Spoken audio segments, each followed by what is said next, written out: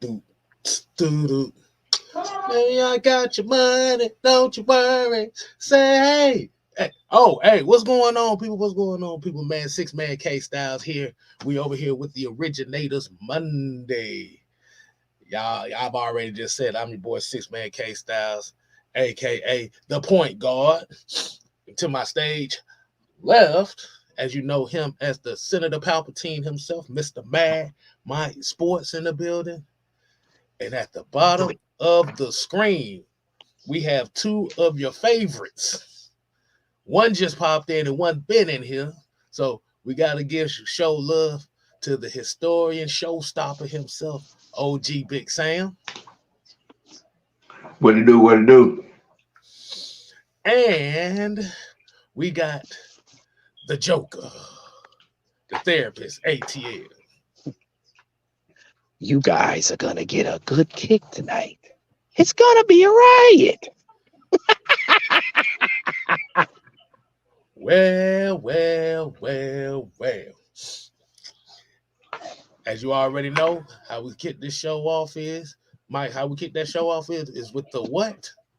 Real roll.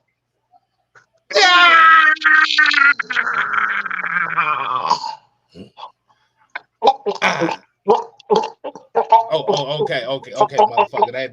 That didn't sound right. Those my favorite sounds, y'all. I like that sound. This dude here. Now, with that being said, all right, man, y'all, man, we're gonna get right into this roll call, man. it also Don't pay attention comes to Mike. We got petroleum jelly, whipped cream, and assorted confections. All right, man. Hey, look, definitely give a shout out to the people in the chat tonight, man. We got ATL Leo leading us off. We got engine number 9. We got Auntie PJ in the building. We got Jerry Bowie, Georgia, Texas boy. We got Daniel Berry Sports Highlight. We got DA, JB, Big Ant, Keaton Styles, King Kill. We got we got Atlanta Falcon Nation. We got the family watching us tonight as well. We got Keyshawn Black, Dre Murphy. Let's see if we can get a couple more people in here before we start. Y'all make sure y'all go ahead and hit that like button as the requisite payment for watching the show is just hit the like button for you boys. That's all. Okay. Yeah, boy. Look like somebody that showed up in the chat. But we got Dirty Bird Battle Boy. There you go. We got Strapped Up 24, Dreddy, and Bobby Boy Zone 3. Y'all ready to get this show on the road? It's time to tell the truth, folks. All right. Bow. Thank you. All right. I got a question for y'all, man. Tonight, well, let me introduce everybody to the topic tonight. Tonight's topic, we're going to be talking about the Bill Belichick to Atlanta narrative has Falcon fans pissed off. But isn't that what you wanted? Let me ask the people watching this show a question. Y'all feel like y'all could tell me the truth, right? I feel like y'all believe so. I believe so. Me, right? I believe so. It's a good possibility. It's a good possibility. Okay. Just make sure it's a good possibility and all that. I did a poll on my channel where this was actually a topic of discussion. If, and you can kiss my ass. He talking about nope. Damn, man. And always causes some goddamn trouble. All right. Just always be one. We got BATL. We got Terry Lloyd in here. we're gonna have somebody special on later, but we're gonna get this point out the way first. Okay. So my poll was, why do you think there is major backlash as Bill Belichick being a possible head coach candidate for the Atlanta Falcons? Oh. Hold on. Let me. So I put three choices. I put three choices on there. I said, is it because of age and questions on longevity? The second option was possibly not appeasing the quarterback draft narrative. And possible, and number three was possibly that he may run it back with Desmond Ritter. Now, as the poll ended today, we had 73% said that it's all dependent on the age and questions on longevity. Let me ask y'all a question, man. Mike, Sam, Juan, let me ask y'all a question. Do you believe that is the major reason why the backlash has come for that?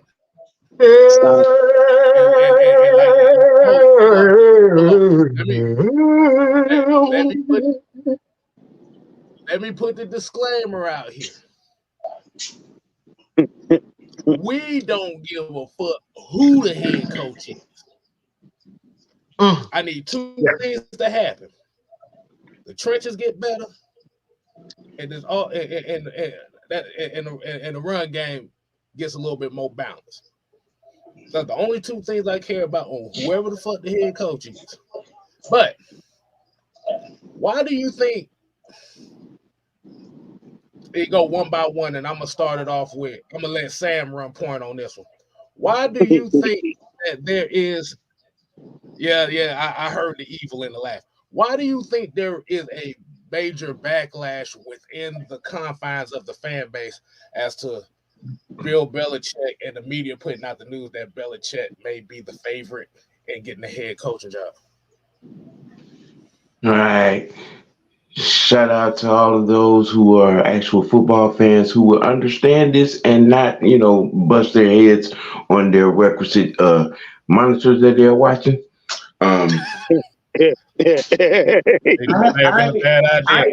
ahead, Sam. I went down this road on Wednesday.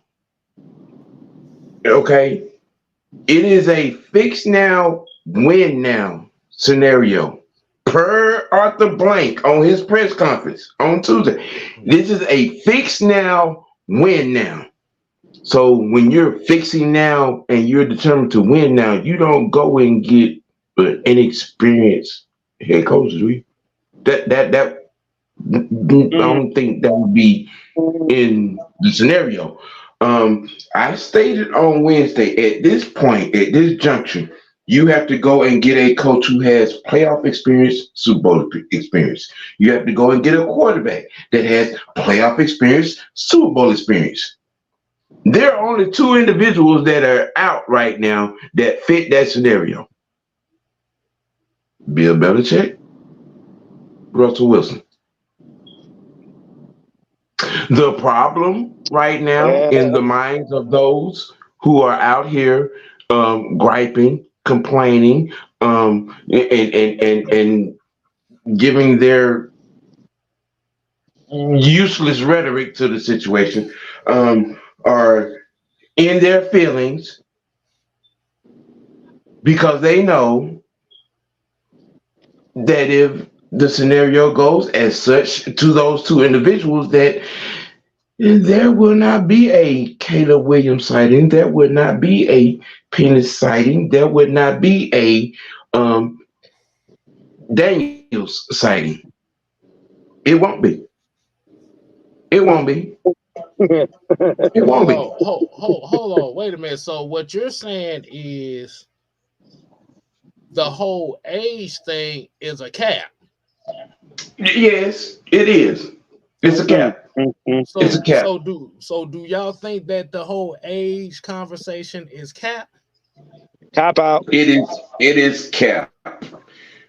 Because if you're speaking in terms of fix now, win now, you go and you get that guy that has 8 Super Bowls on his resume. You go and you get that guy that has built dynasties, that has been a part of dynasties. You go and get that quarterback that has played in the playoffs, played in Super Bowls. Okay, and has knowledge to give or whatever you got of young intuition in your locker room. Okay, it is not rocket science, people. It's not rocket science.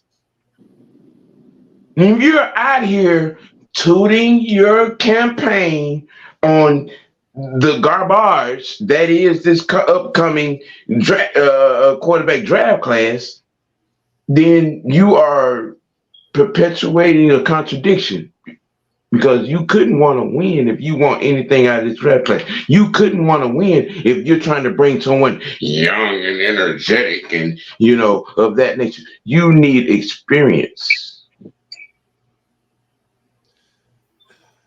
And the experience as it is not going to give y'all that fantasy nut that y'all want. The experience is not going to give you the erotic jump off that you seek for your fantasy league, for your fantasy wishes, for your Madden wishes of hitting reset and building a super team with no consequences. Because it's very interesting that if we're looking at these candidates that they're looking at, when you look at the offensive coordinators, it is very interesting that I'm looking at this as well, where you looking at the offensive coordinators that they are interviewing, they're all fit a specific build as far as how they call plays. But if you look at the defensive coordinators, they fit a whole different build. And the thing about it is everybody's so enamored by getting the hot shot OC. And I found it very interesting because wasn't it literally in September where the very same juncture and narrative was, we don't need no young hot shot OC. We need experience at the coaching position. Let me say something. Absolutely. This was in September now.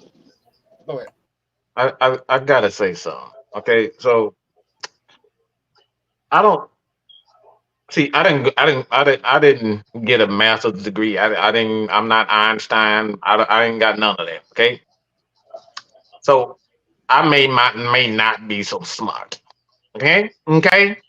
So help me understand something. Okay, help me understand something. Okay, help me understand something. I gotta scan it up in my brain. The BRAEZZ. Yeah, that one. Okay, so 2 + 2 is 4. What? You mean 2 + 2 ain't 5? I thought it was 5. No. Okay. You got to add the Somebody mass told me of it the was plus 7. sign. You got to add the mass of the No, plus no. sign. No. So 2 + 2 Somebody is told 5. me it was 7. No, so somebody told me it was 7. That's what I was thinking. That's what I was thinking, K-Dog. Yeah, So because you got 2 + 2. You must add the plus as a derivative of material, which is a 1. So the 2, 1. Let's please not mess up arithmetic. Please don't mess up arithmetic. Wait. Not a number. Wait. all right. K-Star, that's that new algebra? I gotta say this. Get the super chat first, man. Because get the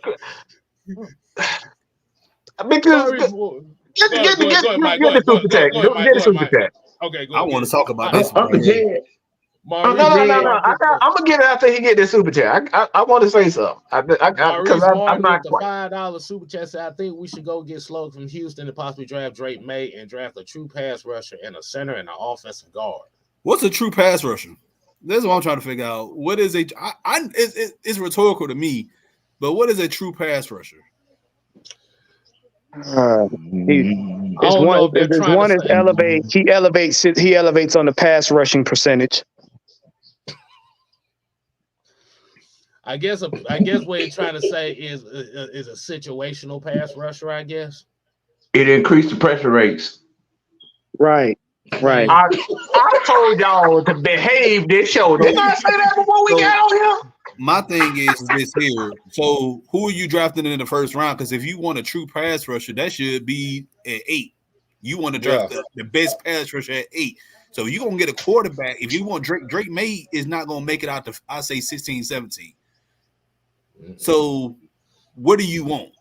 Do you want the pass rusher first, the true pass rusher first, or do you want the quarterback first? They want Madden dreams. And I don't want to hear nothing about we can trade Desmond Ridder for a first round pick because that ain't happening. Man, at the rate these Falcons fans in the media talk about Desmond Ridder, boy, I'm surprised ain't nobody burnt his house out. We won't even get a free Chick-fil-A sandwich. See, you know what? They're not going to do that now because Dak Prescott basically made himself Desmond Ridder 2.5. Just saying. Look, all I'm saying, I'm just trying to understand one thing, okay? Because I was cold, okay? I was told that, because my education ain't really that great. I was told that winning was the focus, and the quarterback that I had, the white boy who looked like, never mind. Ooh. But the white boy, yeah. I was told that the white boy putting up stats didn't matter. I was told that we wouldn't winning championships, and since we weren't winning championships, the stats don't matter, the wins don't matter. We're not winning championships. So let me get this. Let me try to understand this. Okay, let me understand it.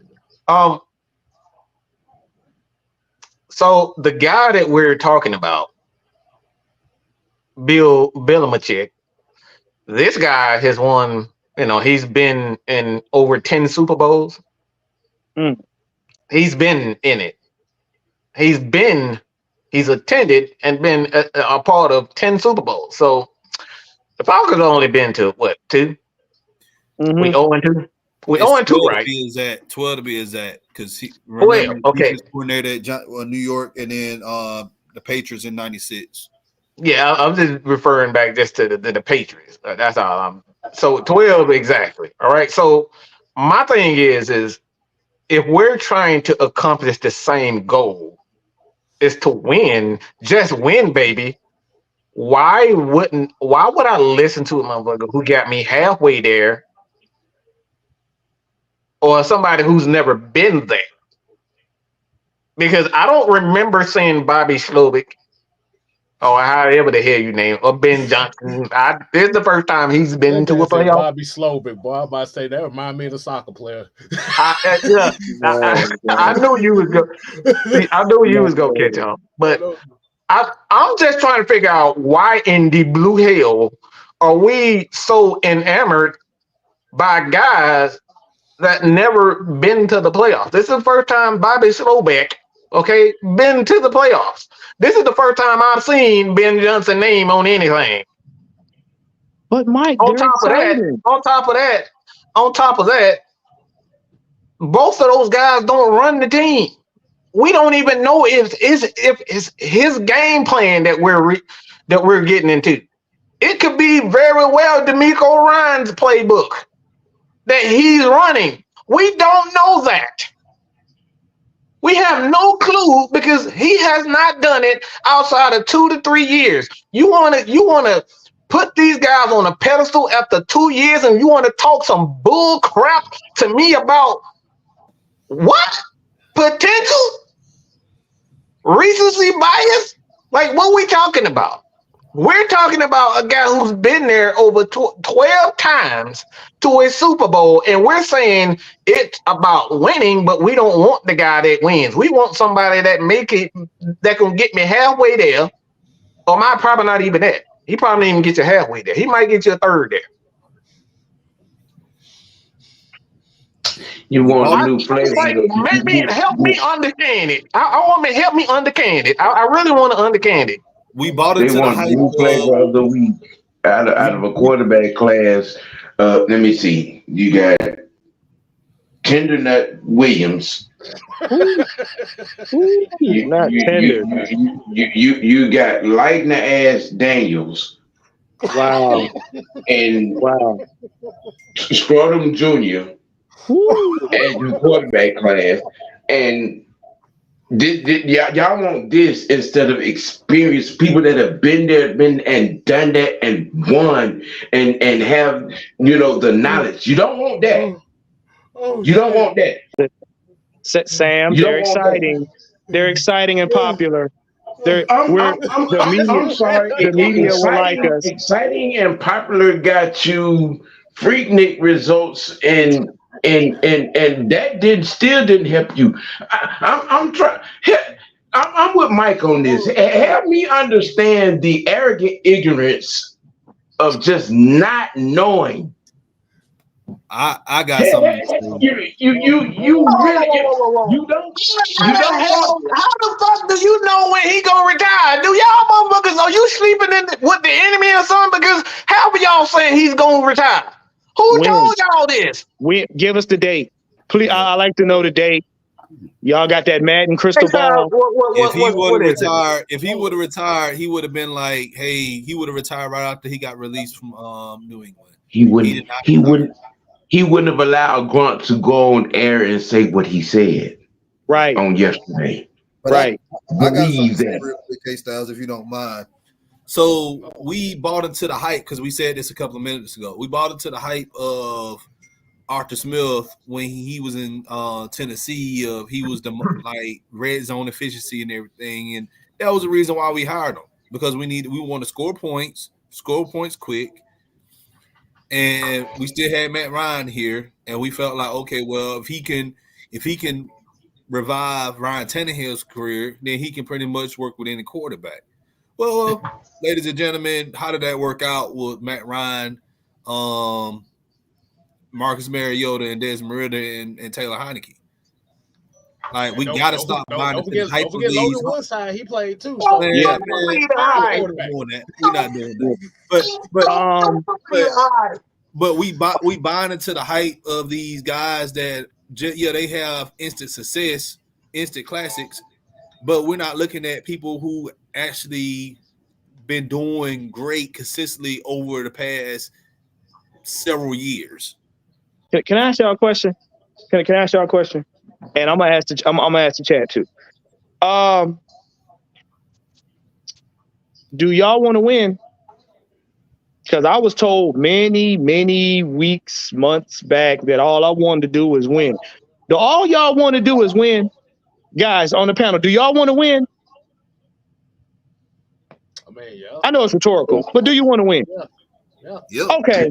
So if you want to win, why are you continuously asking the Falcons to do the same dumbass shit that don't equate to wins when you got championship opportunity in your hands? Y'all will sit up here and die on the hill of, I just want to win. And when we ask you how, you have no answer. Now is an answer presenting itself. But no, he's too old. Oh, no. He hasn't been to enough Super Bowls. Oh, no, he hasn't been to enough Super Bowls recently for my taste. Never mind the fact. One real. Let me tell you something. See, okay, so I just want this real quick, right? Right, see, go ahead. So anybody did the booty before? Anybody ever did the booty? Y'all know what I mean by did the booty, right? Your first time wasn't as good. You wasn't experienced, or you didn't do it as good. Your first time, right? But that second time, that third time, that fourth time, that fifth time, that sixth time, bro, you start to get your stroke right. You start your back. You put a little bit more arch into it. You put your leg on top of the refrigerator and all that. So Practice makes perfect. smacking on the ass So was a practice. legit thing. All I'm saying is experience matters, ladies. Miss B down there, ladies. Am I wrong? Am I right? I'm just asking, right? Man, Mike, listen. We talking people. We might got people on here who probably only done the booty probably once or twice. That is not my problem. That is not my problem. We are in a room full of seasoned veterans. That is not my problem. People don't know anything. No. There's more than enough stuff on X for you to learn. No excuse. I'm just all I'm doing is just saying. All I'm doing is a lot of them in here didn't know smacking on the ass was a requirement. I'm just saying. Samuel. You can't blame Sam on that one. You kicked this shit off right here. First of all, I haven't heard nobody use that term "do the booty" since middle school. What the hell is we? I'm sitting here in 1986 right now. I'm like, we 1986. Really? We gotta keep it simple. We gotta keep it simple for some people because some people don't understand all the extra stuff. Wait, ATL Leo ain't him and D Coleman ain't no bro. Y'all ain't worth two holy stocks. Hey man, hey, hold on. Let me get this super chat out the way. Jordan Tedboy said, "What are y'all thoughts on getting a coach from Baltimore? If so, who Weaver at McDonald? Who we bring in as an OC? My choice is Brian Callahan." And here and this is kind of what I want to get into too, as well. Is y'all also have to notice. You bring in the kind of people that they're interviewing. They're not interviewing just a head coach. Mm-hmm. They're gosh for an OC as well.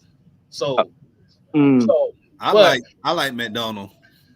K Styles, we got some truth in that next $5 super chat, sir. All right, let's see. Maurice said, "Why would we go get the guy who beat us in the Super Bowl? I'll be honest, I'm still truly hurt from 16, really? And I can't let it go. I'm sorry, y'all. Why? I love that comment. I love that comment. Go ahead, K-Star. Go ahead, kid. Go ahead. You know what? I love it because it's actually somebody being honest about it. Yeah. And this is where I was about to go with it. And I find this very interesting. This is why I said that age thing is cap. Because by looking on the social media aspect of what everybody's talking about this situation, this has nothing to do with age, experience, or what he's done recently. Y'all want to know the truth? Y'all know why it is? Yeah. The truth is these people, like I said, these certain particulars are afraid of the stubborn old fox diminishing their dream of drafting a quarterback in this draft. K-Styles, can I say something right quick? Sound better when you say it. Okay. Maurice Mark, I'm glad you are honest, bro, because a lot of people aren't. But let me let y'all know something, since I'm a master tactician. Do you not understand that, number one, the enemy of your enemy is your friend? So if we get this man and he gets what he needs and we get to the Super Bowl and we win, it undoes everything we've suffered. You do know that, right? You do know that. Number one, Bill solidifies himself having done something that most head coaches have not done. And that puts us above that 28-3. Y'all got to understand that. Y'all are fearing the same man that can put us in position to undo that pain. You got to get over, you have to get over emotional ego. And I hate it to be that painful, because it's ego that's letting you still be hurt when you got an opportunity to win with the same person that hurt you. Be honest with you, Belichick didn't beat us. Shanahan tricked the Super Bowl off. Let's put it in the context. Y'all know that, but you hurt because you couldn't brag about your team winning a Super Bowl. I get it. I was there. But if we can get to the Super Bowl now and win now, that 28-3 don't mean nothing. It ain't nothing but a number.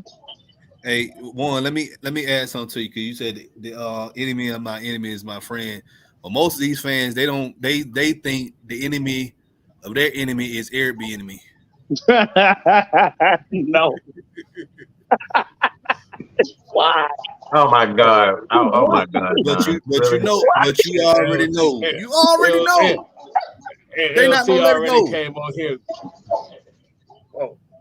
Don't do that, LT. Don't do that. You look like you're holding yourself up, right? I know, LT. Don't.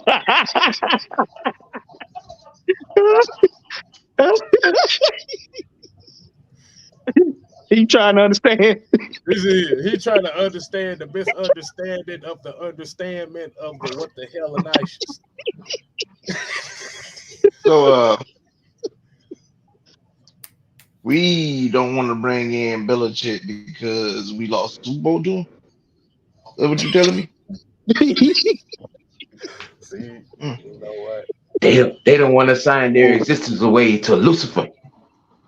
They don't want to get in bed with the devil. Oh, you need to bring some hot sauce. Sam, y'all remember this? 95 when Deion Sanders went to the enemy. Okay, Yeah. you think that the 49ers said, "No, man, y'all beat us in 1992. I'm not gonna sign Deion Sanders." This is essentially what y'all are doing. Not signing a Deion Sanders. Why? Because he picked y'all off. And this is essentially that. I got to bet you're acting like Jerry Rice right now when Deion left the 49ers. Right. You're acting like Jerry Rice right now. I got something better. Like, didn't we just bring in Terry Fontenot from the Saints a few years ago? Right. Didn't we back in 03? Mm-hmm.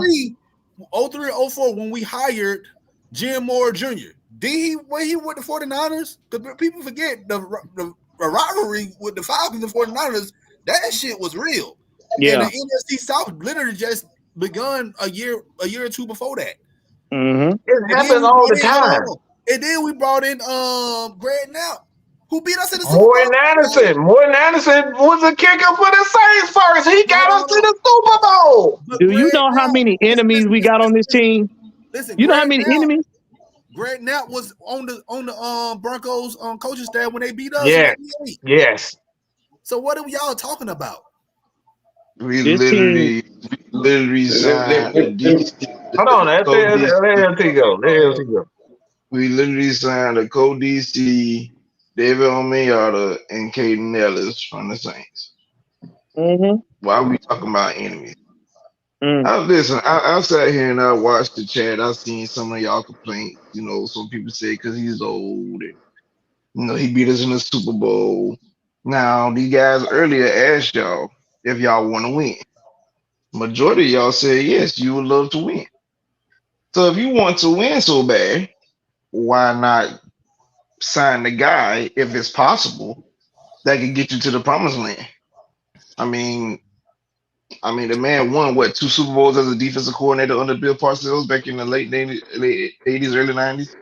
Yeah, he won responsible for the greatest pass rush of all time in the LT. He's responsible for that.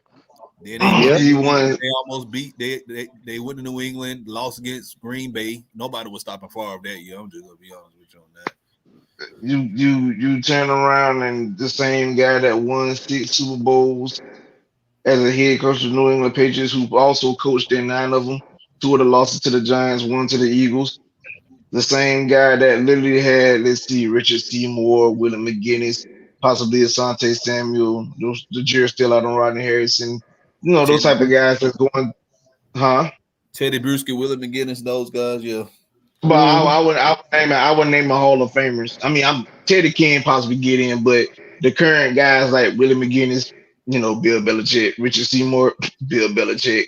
You know what I'm saying? Asante Samuel possibility, Bill Belichick. Like, what we talking about, people? Do y'all want to win or not? Because if you talking about getting in the bed with the enemy, I don't give a damn. I don't care no more. I don't care. I don't care about sleeping with the enemy. I don't care about signing my life over to Satan at this point. But if you check, listen, you got listen. You gonna win. You want to win. What you want to do? Because at this point, I don't fully embrace the Eddie Guerrero role. We lie, we cheat, we steal. You better say it again, sir. But look, which would y'all rather have? Y'all want to complain about Belichick coming here? Would you rather him be on one of the rivals in the NFC South? Would you rather look at him twice a year and make a team great, or would you rather be on the team that he's making great? Damn, imagine him being a Carolina Panther and they win the Super Bowl. No. Imagine him being a Saints coach. Y'all want that nightmare? Half of y'all would leave the country. And you missed out on the opportunity to have him because you and your feelings. You playing Drake. I want to be popular. What if he go to Dallas and they have them win? Boy, we all gonna be pissed the fuck off. Listen. Hey, look, we got another $5 super chat from Terry Lloyd. Says football is today. The system will be paramount. You only get 3 years now to win. Go get Belichick. Thank you. The thing about it is it's already been set in stone, not only just by Arthur Blank himself, but the media and the fans themselves have already set that precedent. So even if you bring in a Bobby Slowick or you bring in a Ben Johnson, if that first year doesn't go the way that people think it's gonna go, y'all gonna be ready to boot them motherfuckers out of here after year one. Do y'all not understand that when your team owner tells you you only got 36 months to get it right, that means year one you need to be getting to the playoffs. At the very least, year two, you better be getting to the second round of the playoffs. Year three, you better be in somebody's championship, whether it be divisional or the Super Bowl. See, how many years y'all think it's gonna take to develop a coach and a quarterback? It's gonna take 5 years if you really want to get good with it. Because guess what happens? And I've said this on Sam's show. Talent is going to get you so far until you run into experience, and then you're going to get exposed. The same thing right now that this Philadelphia defense is running into. Their talent has now run into experience, and they getting manhandled. I hate to tell y'all that. I'd rather beat Bill Belichick and get revenge. Oh, my goodness. That's experience, bro. I'll take experience all day long. Oh, my God, bro. You on your menstrual cycle at this point. But this is kind of what I want to say on that as well. What we have seen here as Atlanta Falcon fans and Atlanta Falcon content creators and Atlanta media. Let's be honest with you. Ain't none of us got goddamn patience for shit. Let's just keep it real. Ain't no patience. Because like I said, let's put in hypothetical in this way that let's say they do get one of these OCs or DCs to be the head coach, and you do get the quarterback. Wow. Are you gonna, as a fan, gonna have the patience to see the process through when it comes to this guy? Or when it comes to these guys? Because now you're bringing in a new coach and a new quarterback to a system or a foundation that's already set. Are y'all going to have the patience just in case if it doesn't go well the first year? They won't. Let me tell you why. Because most of these people that's listening, or most of these Falcons fans, I don't even think they cook home-cooked meals every day. Ouch. No, not ramen noodles. Not microwave mindset mentality. Don't disrespect the microwave mindset mentality. Ain't that wrong, ramen? Like, it's okay. I'm not finna say I don't cook home cooked meals every day. There's some days I may just go warm some up in the microwave. But we talking about people who are not patient. They wasn't patient with Matt Ryan. I mean, I'm pretty sure a lot of these folks in the chat ain't never used a crock pot a day and they like to make net bones. But that's just But I will say this, Don you ain't using crock pot either. Your ass use buckets down there.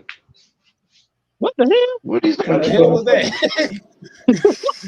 Hey, what the hell? You ain't use the crock pot either. Y'all use buckets and holes in the ground down there to cook. Damn. I'm saying. Sam, what the hell? Who you chopping off? I know he wasn't talking about me because I got 3 crock pots. Hey, look, Crisco boy, ain't nobody talking about you. I'm talking about LTL down there in Swampland, where they be using the stick and a rotisserie stick to cook everything. We do have utensils, sir. We not That's that good damn cooking, good. That's neither here nor there.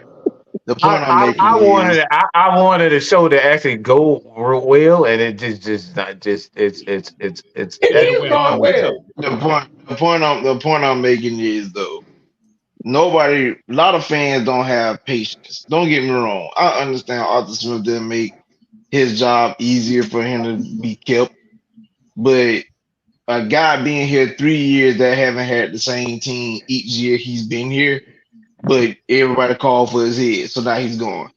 So if you say we do get Ben Johnson, if he go 8-9 for 3 straight years, what you gonna say? Give him another chance? Because you ain't Right. give Arthur Smith a chance, so he got to go. If Right. Stoller don't work out, he got to go.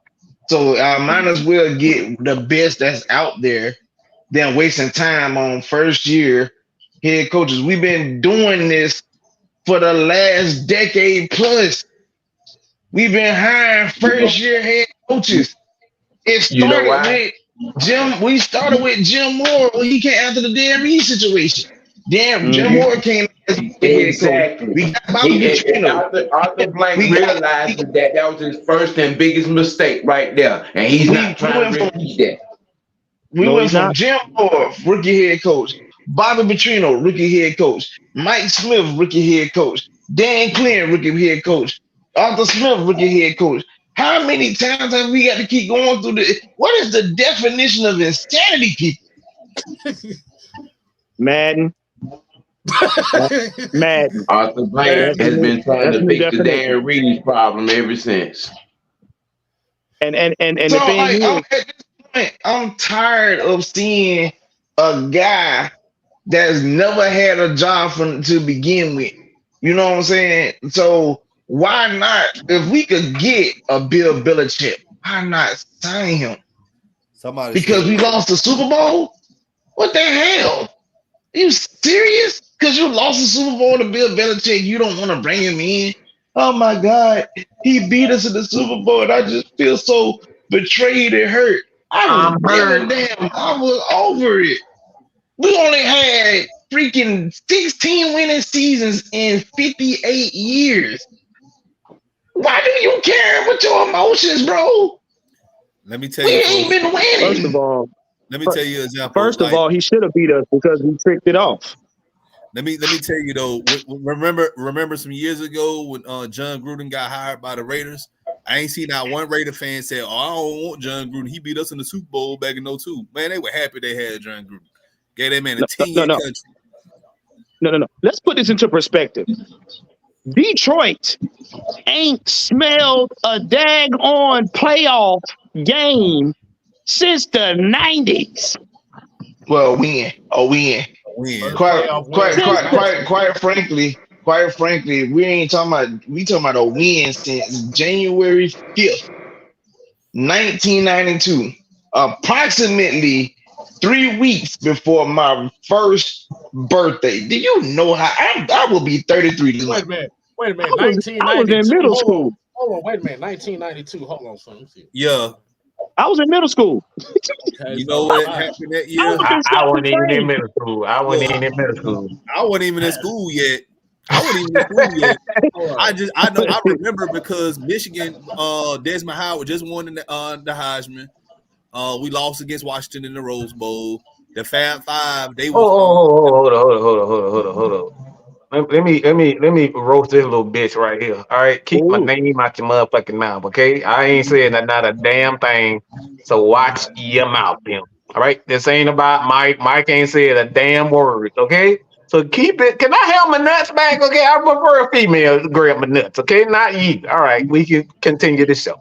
Okay. That's gangster work, bro. Let me see. 1992. Let me see. So that was okay. I think Rugrats just came out with the very first episode around that time. Yeah. That was back when Inspector Gadget was the shit. Yeah, Eureka's still had Cap. Transformers. Transformers. Captain Planet was still on. Hold up. You said because I said January 5th, 92. Daddy Bush was in office. Yes, he was. Yes, he was. Clinton was about to run. They were about to run in the 92 election, but like that didn't come later on that year, 92. That's it. They came in November, so that's what I'm saying. Daddy Bush was in office when the last time the damn Lions won a playoff game. That was around the Kuwait War. It wasn't even in Iraq. It was in Kuwait. Not Desert Storm. And they stuck through that shit. We ain't got no goddamn excuses when it comes to that shit. Right. Like, bro, like these folks are out. They loud and proud. Like even during their down years, they be like, "He sucked, but I'm still a Lions fan." But these folks waited 30 years to get a playoff win. We was in the Super Bowl 7 years ago. Y'all talking about I'm tired. But you know what though? I watched part of the Pistons game. Man, that arena was jam packed today, and they just won their first game today. Yeah, probably after another damn 15-game losing streak, because they broke the record with 28 games straight. I'm like, boy, and they still going to games, but let the Hawks lose 3 games. Ain't nobody showing up. Trey Young. Okay, I ain't gonna you swear you a damn.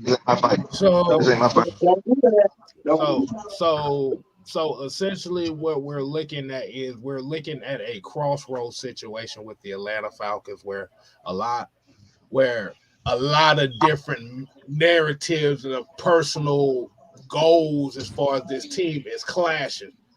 And it really ain't the team, it's just the fan base. Oh, that's what I'm talking about. And that's that's really one of the major reasons why we got so much of this World War III mindset when it comes to us as fans and talking football, because like you said, you have one idea this way and another idea this way.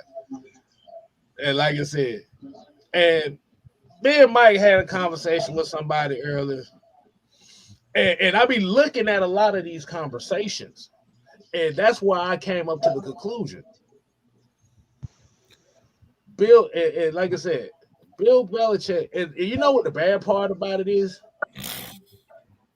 And I say it again, we don't give a damn who the head coach is for this team.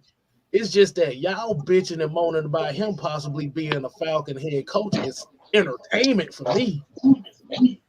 This is entertainment.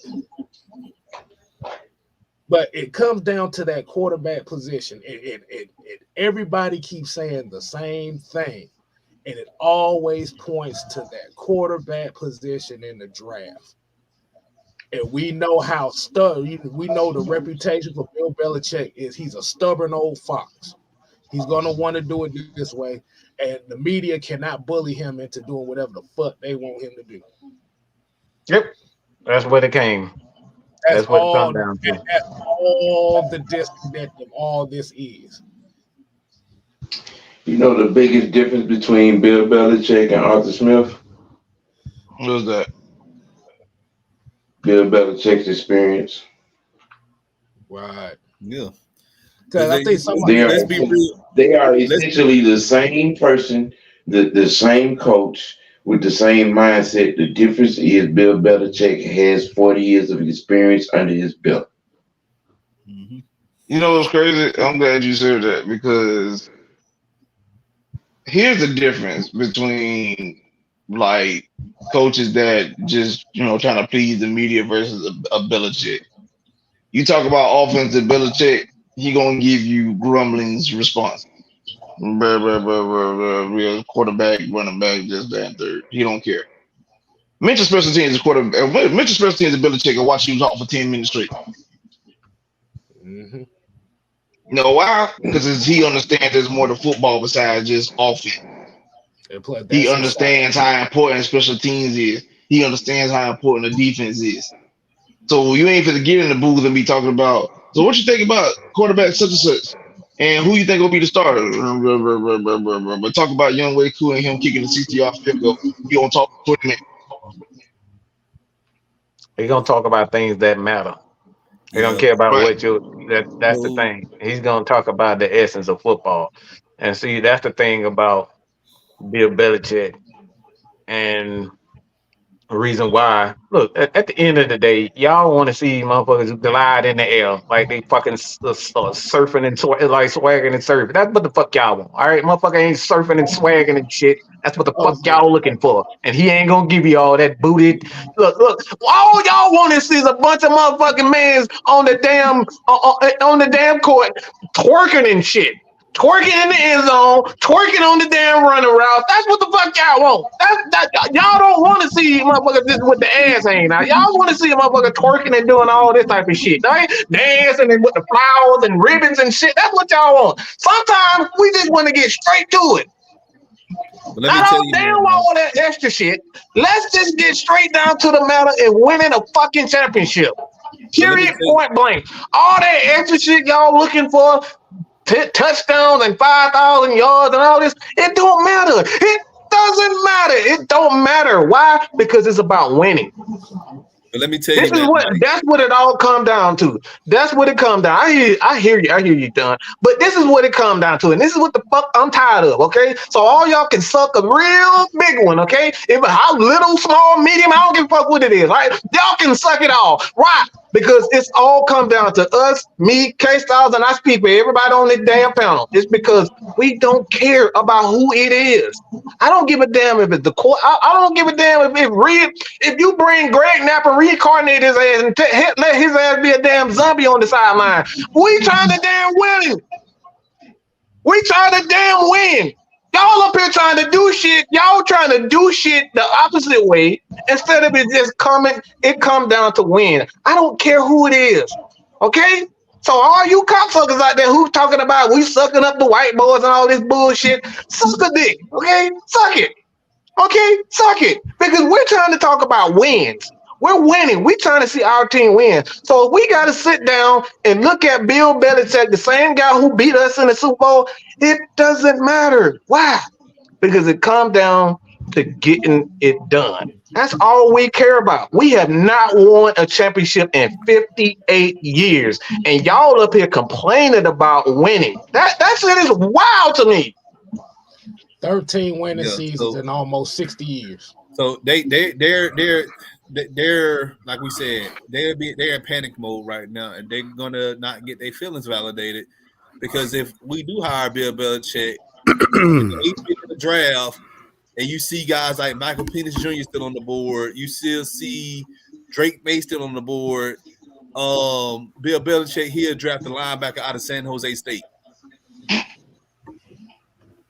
The penis will be in short supply. That's the Bill Belichick way. And they'll be all right. Am I blind though? Look.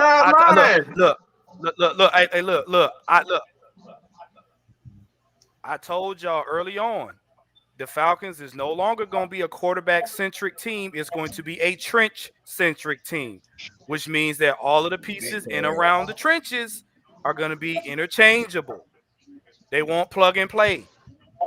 And nothing's more plug and play than a championship pedigree veteran who knows what to do and a coach that can just say, hey, let's win, period. So y'all want all this development so we can look cute. Go ahead. Y'all want all this development so we can look cute for the media. I want to piggyback on that. I'm glad you went on your mini rant that you did. Because I really want people that's in this chat to pay attention when I'm going to go with this. I've heard for the last couple of years, including seeing in the chat tonight, people mentioning culture. Let me tell you something about culture. Yeah, we going now. I'm gonna tell you something about culture in quote unquote y'all city. Y'all don't even know what the fuck y'all culture is. Just say culture. They just say. I'm just saying. Yeah, he did. Y'all, but I mean, this is what we hear all the time. Belichick or this person or that person don't fit the Atlanta culture. What culture? They do fit. I'm gonna tell you, Belichick do fit this culture. I mean, I mean, I ain't gonna lie to you. They do. Belichick fit this culture because they gentrifying the fuck out of Atlanta right now. Herder Homes ain't the same. Summer Hill ain't the same. Boulevard ain't the same. Motherfucking Mechanicsville, Pittsburgh, the Bluff. None of that shit the same. It don't look like Atlanta. It don't look like Atlanta from '99. They tearing all that shit down. I'm so fucking tired of that culture word. I'm so fucking tired. That's the. Never mind. It's not even the truth. It's not even a culture. They're masking it. They're using culture as the word, but what they're really the truth of the matter is we don't fit the mindset of people in this city, because the people in this city, the actual ones that grew up here, a lot of us that are, especially the ones around my age, have this black and white mindset. It's the mindset that certain particular people that get named as, possible, parts of this sports organization. It don't fit because y'all want your 40 acres and a mule because you want everything black here. You want black ownership. You want a black quarterback. You want a black GM. You want everything black. And that ain't gonna change nothing. I'm not from Atlanta. I'm not even from Atlanta. But here's the thing. Because that's the bona fide truth. If you're just really being honest with yourself, okay, the whole Deshaun Watson episode exposed all of that, and people swept that shit up under the rug. Well, see. Would y'all mind Marvin who was Let Kev go. Here's the thing about that too. When we're talking about the head coaches, and I had a little run-in with somebody like this today, a couple days ago. Me and Warren actually had a run-in with him. Why does it only seem like and even when we're talking about the black head coaches, and like I said, and looking at the guys like Aaron Glenn, Steve Wilkes, Everett, Antonio Pierce, Anthony Weaver, like you said, these guys have opportunities to be head coaches here. But for some reason, it seems like the only black head coach that everybody knows is Eric Bieniemy, who has not been involved in none of the processes. And ironically, all he do is drink like you motherfucker. So you want a guy that's gonna be drunk and then Magic City on Mondays? Man, let me tell you, the reason why Eric Bieniemy is not, they interviewed him a few years ago. They didn't like, he was the worst out of all the candidates. This was a credible source, not by the person that say he got sources. This is somebody that we know from Flowery Branch. Not Cam. Yeah, okay, from Flowery Branch. Okay, that's what we got. He was the worst out of all the candidates that was interviewed. See, the problem is. So damn, he ain't got good interview skills. That's great. That's ridiculous. I thought you learned that when you were young. This is the problem. But I'm saying now, this is the problem. Y'all culture, y'all, like K-Style said, y'all want symbolism and popularity. Belichick brings a winning culture because he's a system that he can leave behind when he decides to retire. Y'all want the media to embrace y'all as being something relevant. We want to win. We don't speak the same language. Point blank, period. Do you know how? You know how you get a Lombardi? You automatically get popular.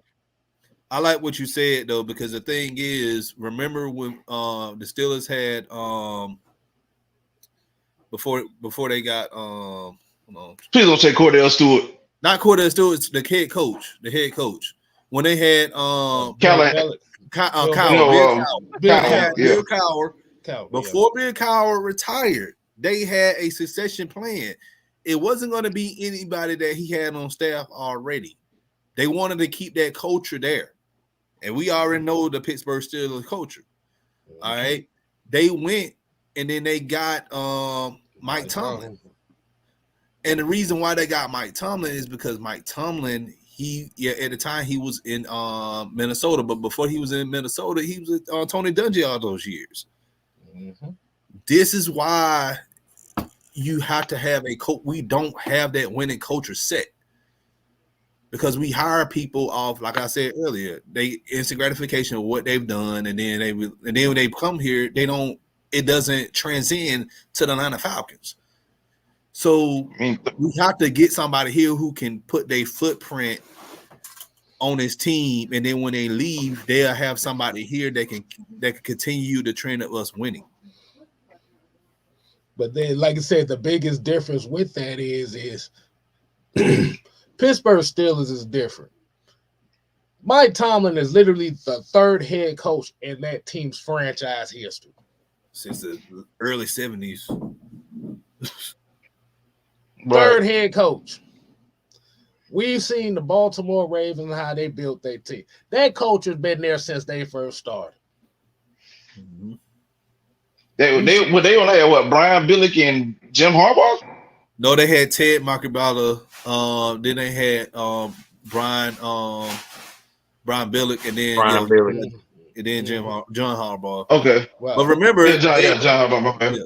But remember that Ravens team was like the Browns, who was coached by Bill Belichick before they moved to Baltimore. Yeah. But then you also have to remember on that coaching staff, you had Mike Smith, you had Marvin Lewis, you had a lot. Jack Del Rio. Jack Del Rio was all on that coaching staff. Ryan was on there as well. Yeah. But if you look at a lot of the successful teams in this league, it's a consistent thing that's built where this is the idea.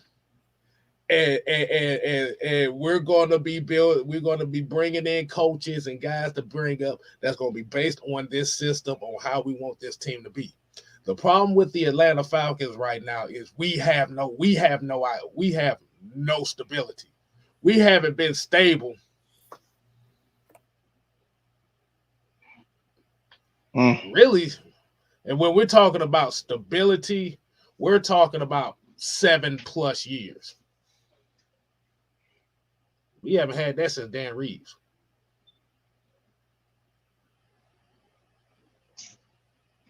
Jim Moore was here, 04, 5, and 6. He was gone. Petrino lasted 13 games. He was gone. Mike Smith was here 5 years. He was gone. Dan Quinn was here. No, I'll tell you what, I'm sorry. Mike Smith lasted 7 years. He was gone. So Dan Quinn got 7 years. Okay. Yeah, he got set. Yeah, Dan Quinn got he got 5 years. I think he got 5. Yeah. He got 5 and he was gone. But 5 years. But do you see what I'm talking about? It's not 5 or 6 coaches. It took that, but a little bit more than that. It wasn't 5 or 6 head coaches that had a identical system. These was 5 completely different systems. And you had to deal with about 13, 14 you had to deal by at least 10 offensive coordinators within each genre, each head coach.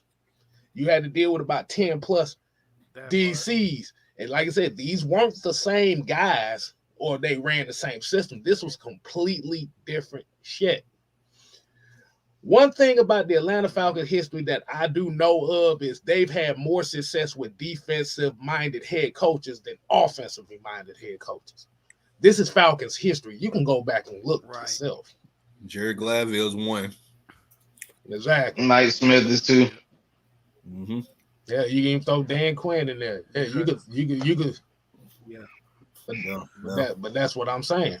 Because what have they done? They hired offensive people to handle that part, and they focused on making sure their defense was intact.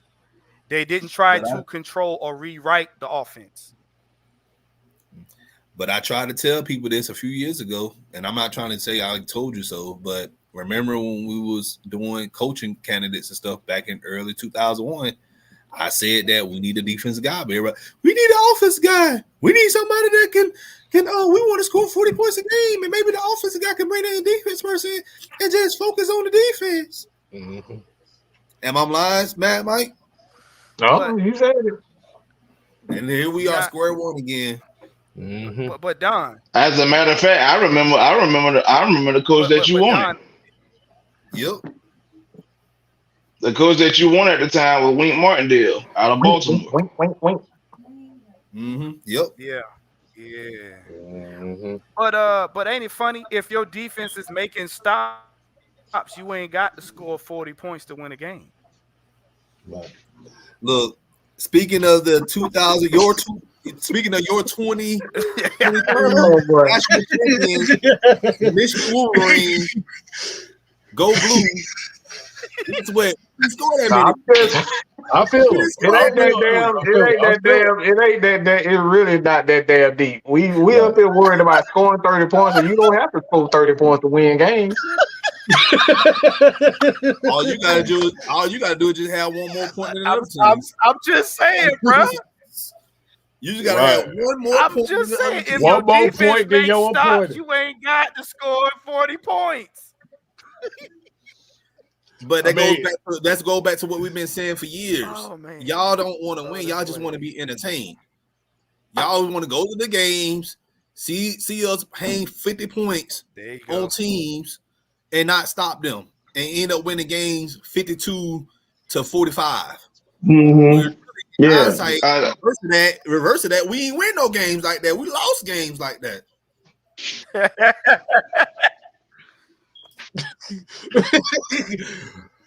Right.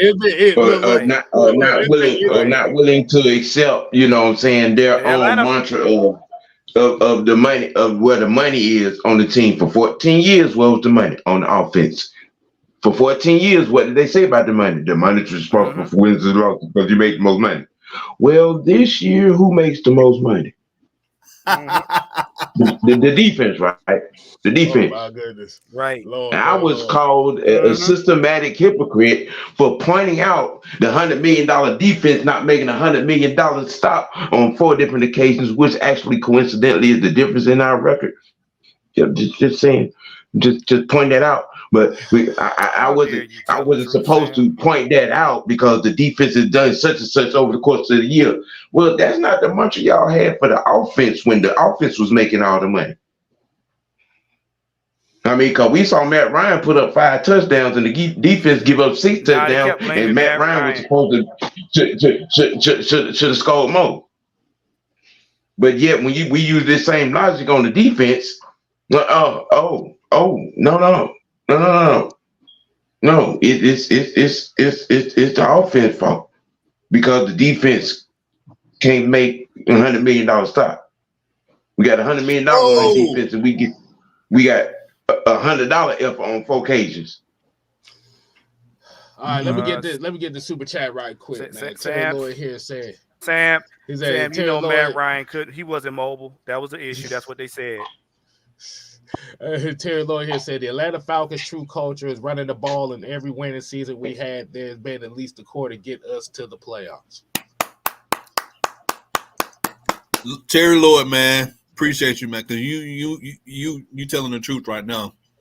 Oh my God! 98 and 50 seasons we ran the ball well for those seasons. Mm-hmm. So here's my thing on this, because I've been saying it for years. You can't lose football games, or you can't lose if your opponent isn't scoring.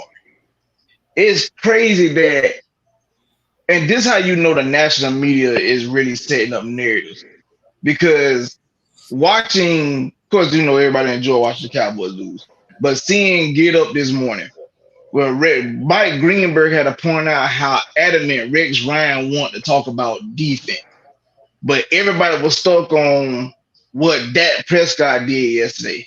And I'm not defending this man at all. Was it a great game? No. Did he make mistakes? Yeah. It wasn't the best outlook.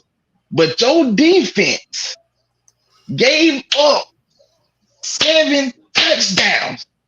But we want to talk about the fucking quarterback. Your defense can't stop a pissy pamper. But you want to talk about quarterback. Hold on. Go ahead, K-Style. So LT. So what you said is we saw the rebirth of the Amber Rose Suki Hana slut walk defense last night. The sexy red defense. That's what we saw. Boy, they was ski eating on that goddamn field. Boy, I'm talking about they were knee deep in it. They were just knee deep in it. But you want to talk about the quarterback. Bruh, I swear to God, I had never seen, bruh, you know it was so bad. Right. You know it was so bad when he caught that pass. When Jordan Love almost underthrew the son bitch, he was that wide open, and these motherfuckers had the audacity at the commercial break to play. She dropped the bomb on me, baby. I'm looking like. Look, LT. What were we doing when we saw it? We looking like, wait a minute, hey. I done seen about 7 passes get completed where it was nobody within 20 yards of the receiver. Not a soul. But we want to talk about the quarterback. Your defense getting slutty. Your defense gave up 3 rushing touchdowns to Aaron Jones and 3 passing touchdowns to Jordan Love. Sam, you want to know what Sam? Why was giving up 3 touchdowns to Aaron Jones so bad? When you add in the 150 plus yards that he ran for, I just you just soft the baby shit. That ain't the answer though. You want to know the answer? Aaron Jones had 3 rushing touchdowns against the Cowboys yesterday. The boy had 2 all year. Yeah. Ouch. Hey, Mike, make sure he. He did miss 6 games. I'm just saying he did miss 6. And not only that, we know Dan Quinn defense against the run is horrible. Come on now. Oh my God. Uh-oh. Because that's the see. Hey, I need everybody. Go ahead, K-Star. I need everybody hush real quick. All right. So we got a special guest here. So apparently he had an issue with some of the takes that we didn't have. So we said we're going to let him go ahead and lash out at the crew.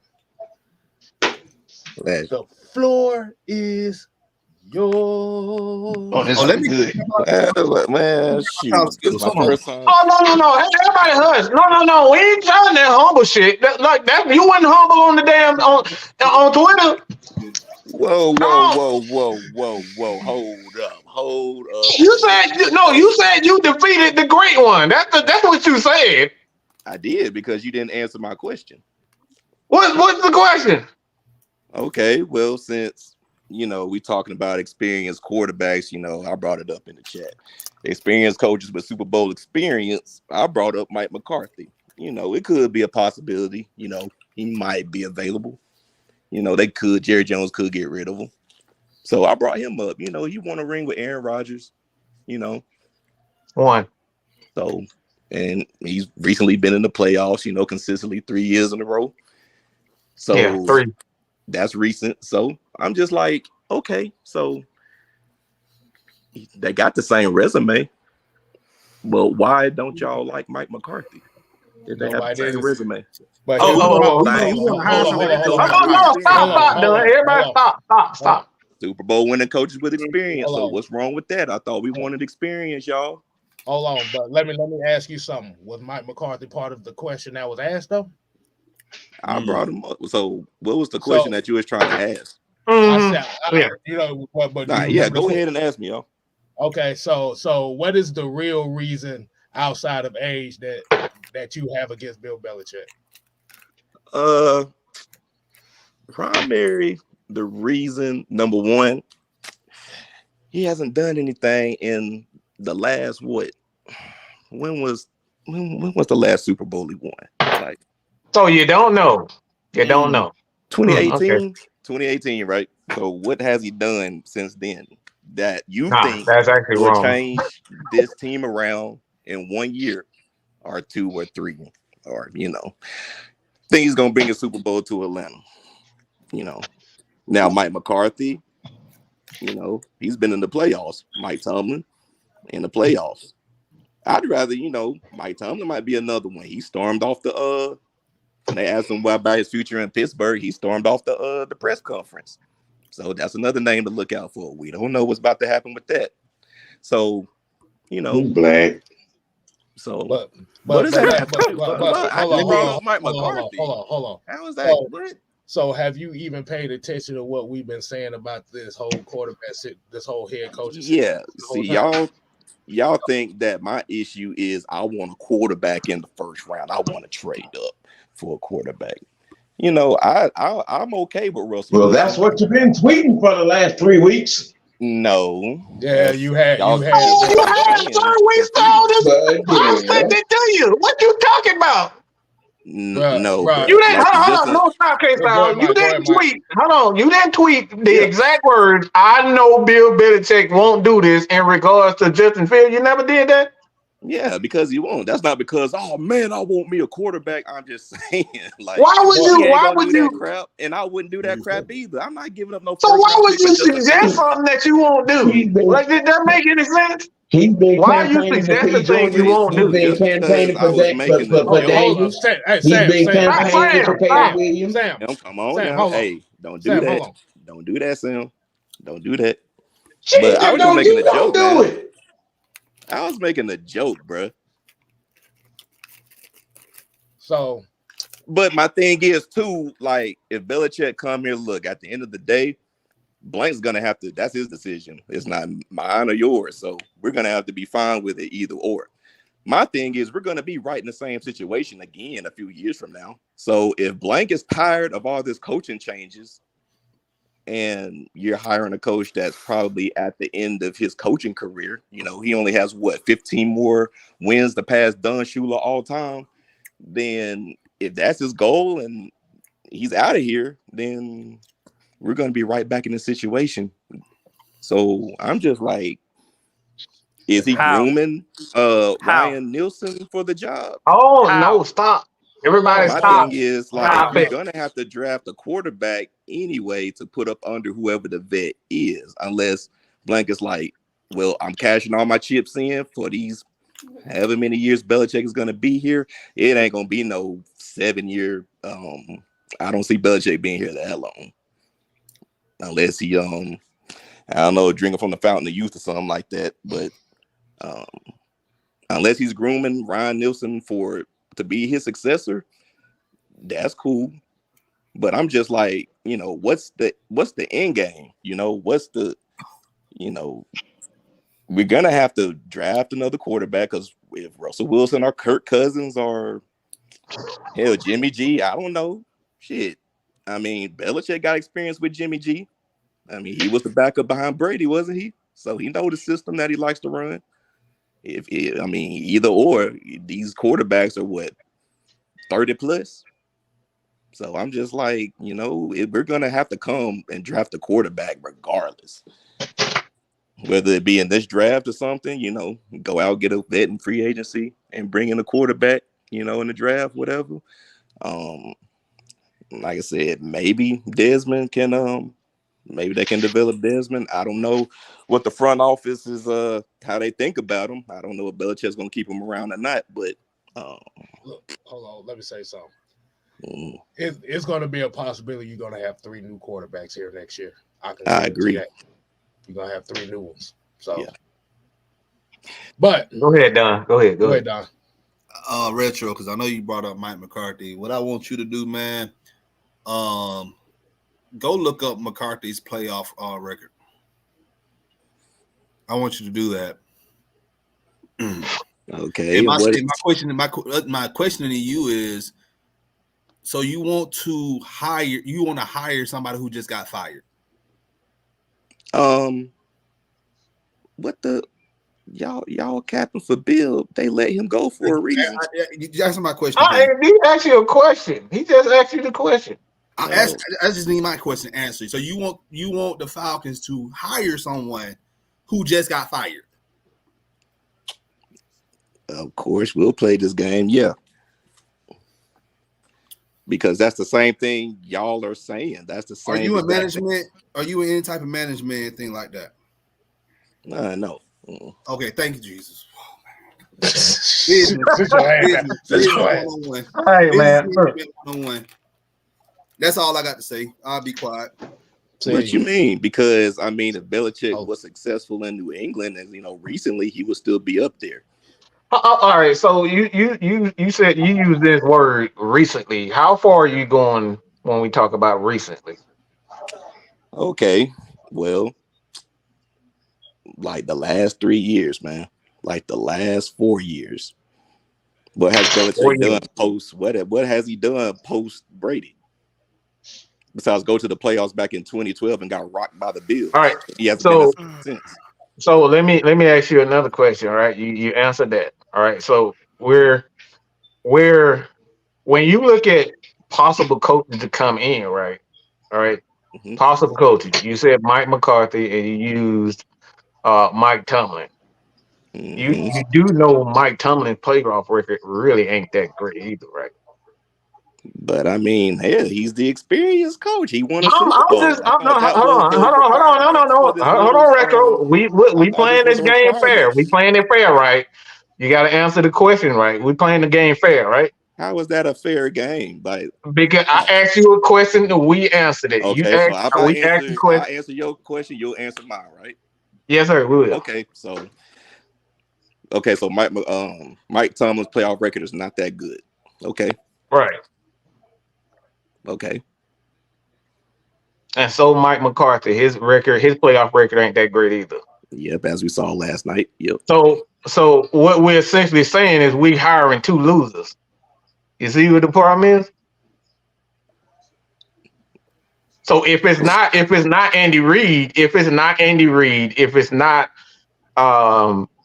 Doug Peterson, what are we talking about? Because those guys have won championships recently. Okay, yeah, and they're still with their team. They're not available because that's the whole point. That's the point. That's what I'm getting to. The person who won the Super Bowl in 18 and the person who won the Super Bowl in 08. Answer that question. Which one? It don't matter. They both got experience and they head coaches. But I would much rather hire somebody who done something recently than a person who ain't won shit in almost 20 years. You want Tomlin? Y'all keep bringing up shit that happened in them like 20 years ago, man. That's the whole thing. Super Bowl in 08. That's the last time he the won infatuation with Belichick is he can get Atlanta back. He can win all these rings and stuff with Atlanta and stuff, man. Most of those guys have been they only won in what 15? Was it 15? I believe it was with Mike McCarthy. Not Mike. With Green Bay. Yeah, it was Mike McCarthy. That was 2011. 2010. Yeah, that was 2011. All right, that was 2011. 2010 to be exact. It was 2010. All right, so that's 2010. That's almost 13 years ago. And then you got Mike Tomlin. When was the last time he won something? 08. So we're talking about recency, right? We got to use the right. It's definite. It comes down to definition. And the definition is recently. You said the last 3 years, and neither of those coaches that you use fit that criteria, even fits your criteria. You created that criteria. That's why I asked you, what's the definition of recent? And you said 4 years. Neither of those guys have won anything. I got a question. Go ahead. Okay, so going to the playoffs, that doesn't count as success. I mean, they're in the playoffs. Bill hasn't made the playoffs. I mean, so I'm just like it's kind of going hand. I mean, technically, they all got the same playoff appearances in the last 3 years. But it's very interesting that you haven't used the recency bias for Raheem Morris, who coached in the Super Bowl, but you never mentioned him. Can I ask a question? I mean, he's another one too, but y'all don't like him. Can I ask Retro a question? Y'all don't like Raheem Morris. Retro, let me ask you a question. Do you believe that any head coach on the 32 teams are supposed to win consistently forever? It depends on. Yes or no? It depends on age, man. It No, depends it on. doesn't. Yes or Hold no? on, hold on. Give Yes him or no? time. Give him time For a to. minute. Give him time to answer. Give him time to answer. Like Belichick been in the game for a minute, bro. Like he had his day in the sun. Like we're not gonna get that light. And this is the main thing this is the main problem I have with Belichick, man. It ain't the fact that he knows it's his he knows it's time to hang it up. That man is bitter, bro.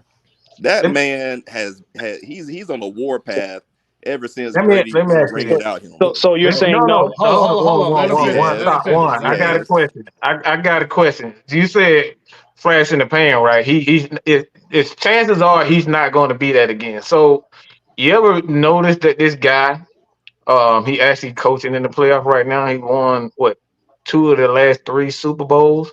He's 65. He's literally about 5 years younger than Bill Belichick. You know who that guy is, right? And you say chances are that won't happen, but it's already happened with But this guess who particular he guy. has at quarterback though? But that's the whole point we talk about. It comes down to we the gonna find the personnel. next Mahomes. Bill Belichick's gonna strike lightning again. Like he gonna strike. It's happened already. You said it won't happen. Okay, you But we're said talking it won't about happen. Belichick. Is he going to find He's that already quarterback that's done gonna it. take the He Falcons was the over the hump defensive these next 3 coordinator. He's years? done it 2 times already. He done it 2 times. Who? Yeah, Belichick? he was the Yeah, defensive he has. coordinator. He was the defensive coordinator with Bill Parcells. He was calling that Keep defense. talking about He's already did that. He's 22 already plus developed years quarterbacks. ago. Yep. I'm talking about right now. Can he do that right now? Y'all Of capping for course him, he but can he can. do that right now? You What quarterback redefining is in it? what Is it going to be recently Russell is, Wilson? and you disqualifying his record. You can't redefine what recency is and then change it and then throw Bruh, out his accomplishments. can you Hey, tell what me was right woke now so that you many times, believe man?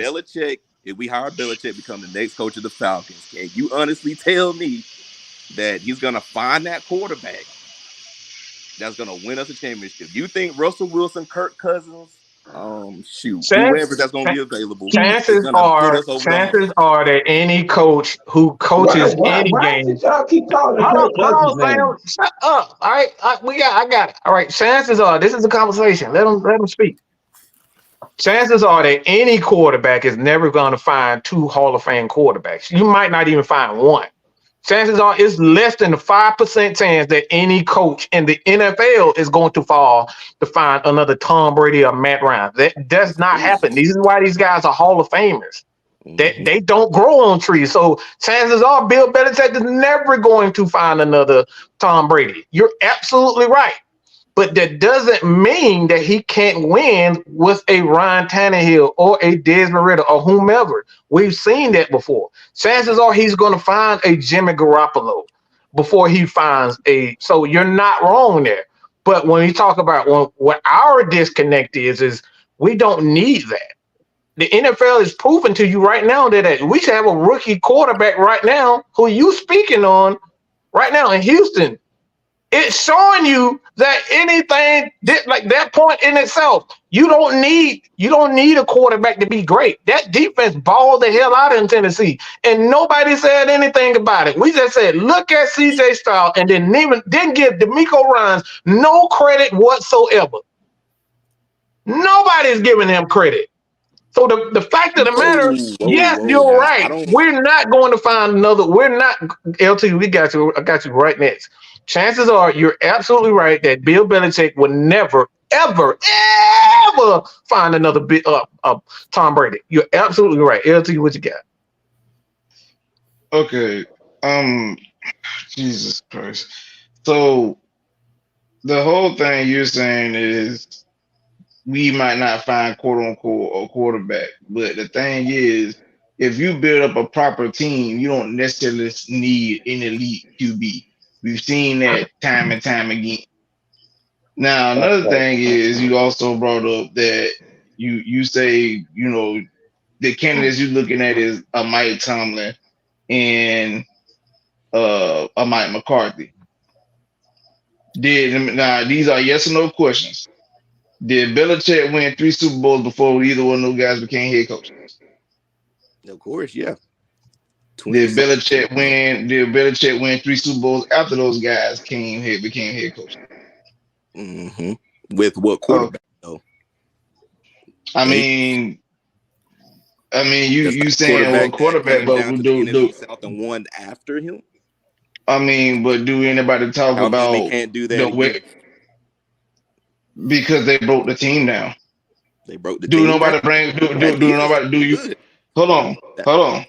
Because you talking about Brady, but what about Willie McGinnis? How long ago was that?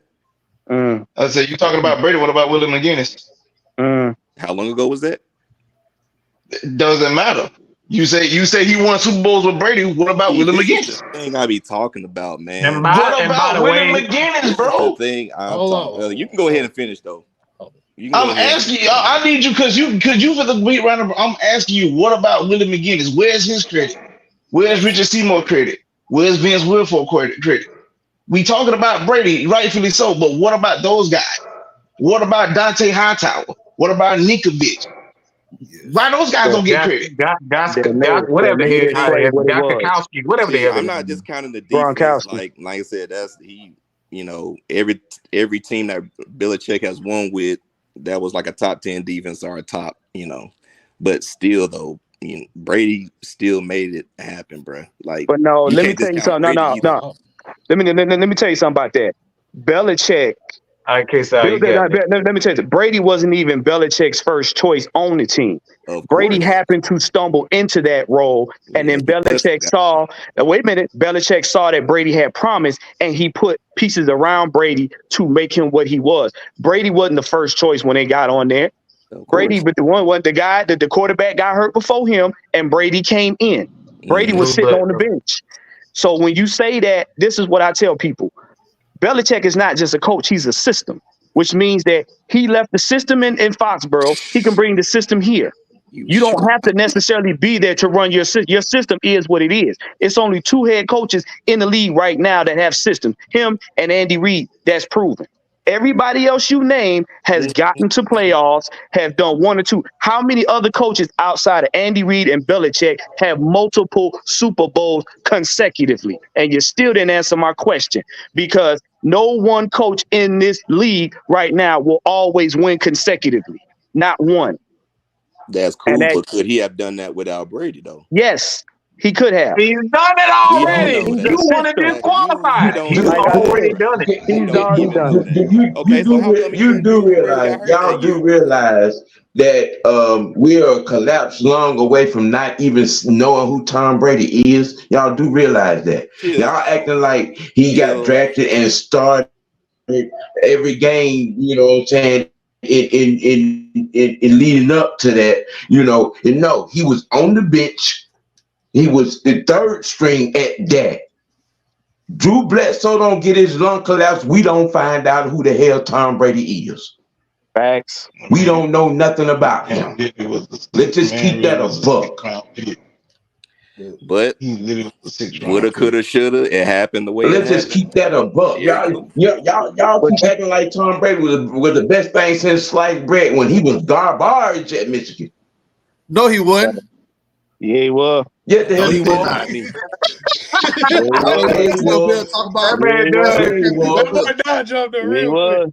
was garbage. Did it not mean he was garbage at Michigan? All right. I'm gonna let you keep riding on that Michigan field blunt. This thing about Brady, man, y'all gotta understand. Like that, bro. Get out. You gotta understand. He did benefit from a team in Tampa that was already pretty much put together. If not for that defense, Brady wouldn't have won that Super Bowl. Y'all gotta understand that Brady took some of his players from New England with him to Tampa, because Tampa already had a formidable defense. You're not wrong. But Gronk retired and then came out of retirement to go. Thank you. But my thing is, though, come on, man. Belichick is the system and he can replicate it. How come he couldn't replicate it with Matt Jones? How come he couldn't? They broke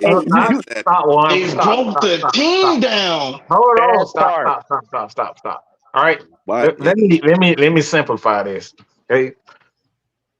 I don't know if you heard me the first time, but how many how many number of Hall of Fame quarterbacks there is?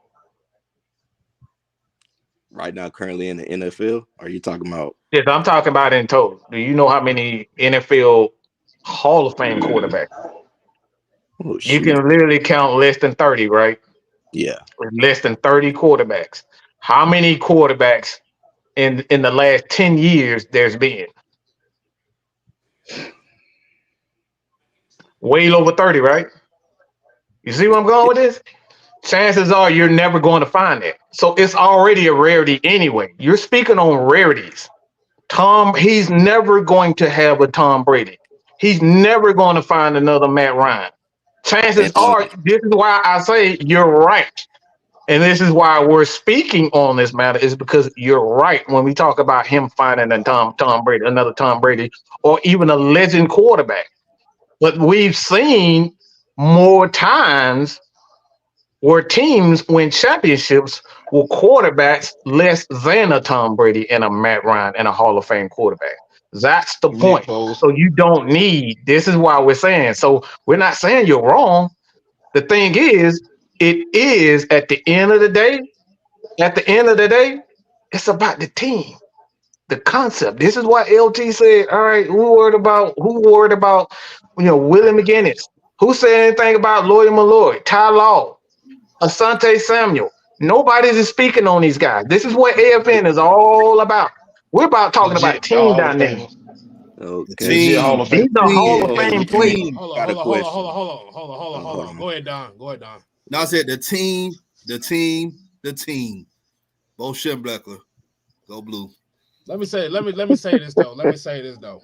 See, we're living in a sports world in football where 21 other positions on the field doesn't matter to the average person. Can I say that to be true? Yeah. I agree. Retro, do you agree with that? Of course, yeah. Okay. So at the end of the day, when we're looking at this Belichick issue, and like you said, at the end of the day, you could sprouse it out however you want it, but at the end of the day, all this bitching and moaning and bickering and stuff just come down to the simple fact that he may go against the plan of drafting a quarterback. And what it is a lot of y'all are so scared to say that. See, that's the only reason why we've been bugging you all day, because we've been trying to get you to admit to it, but you didn't want to admit to it. And just based on the stuff that you were saying, that's all you were saying. You're more worried about the quarterback coming in. Let me finish. Everything that you said today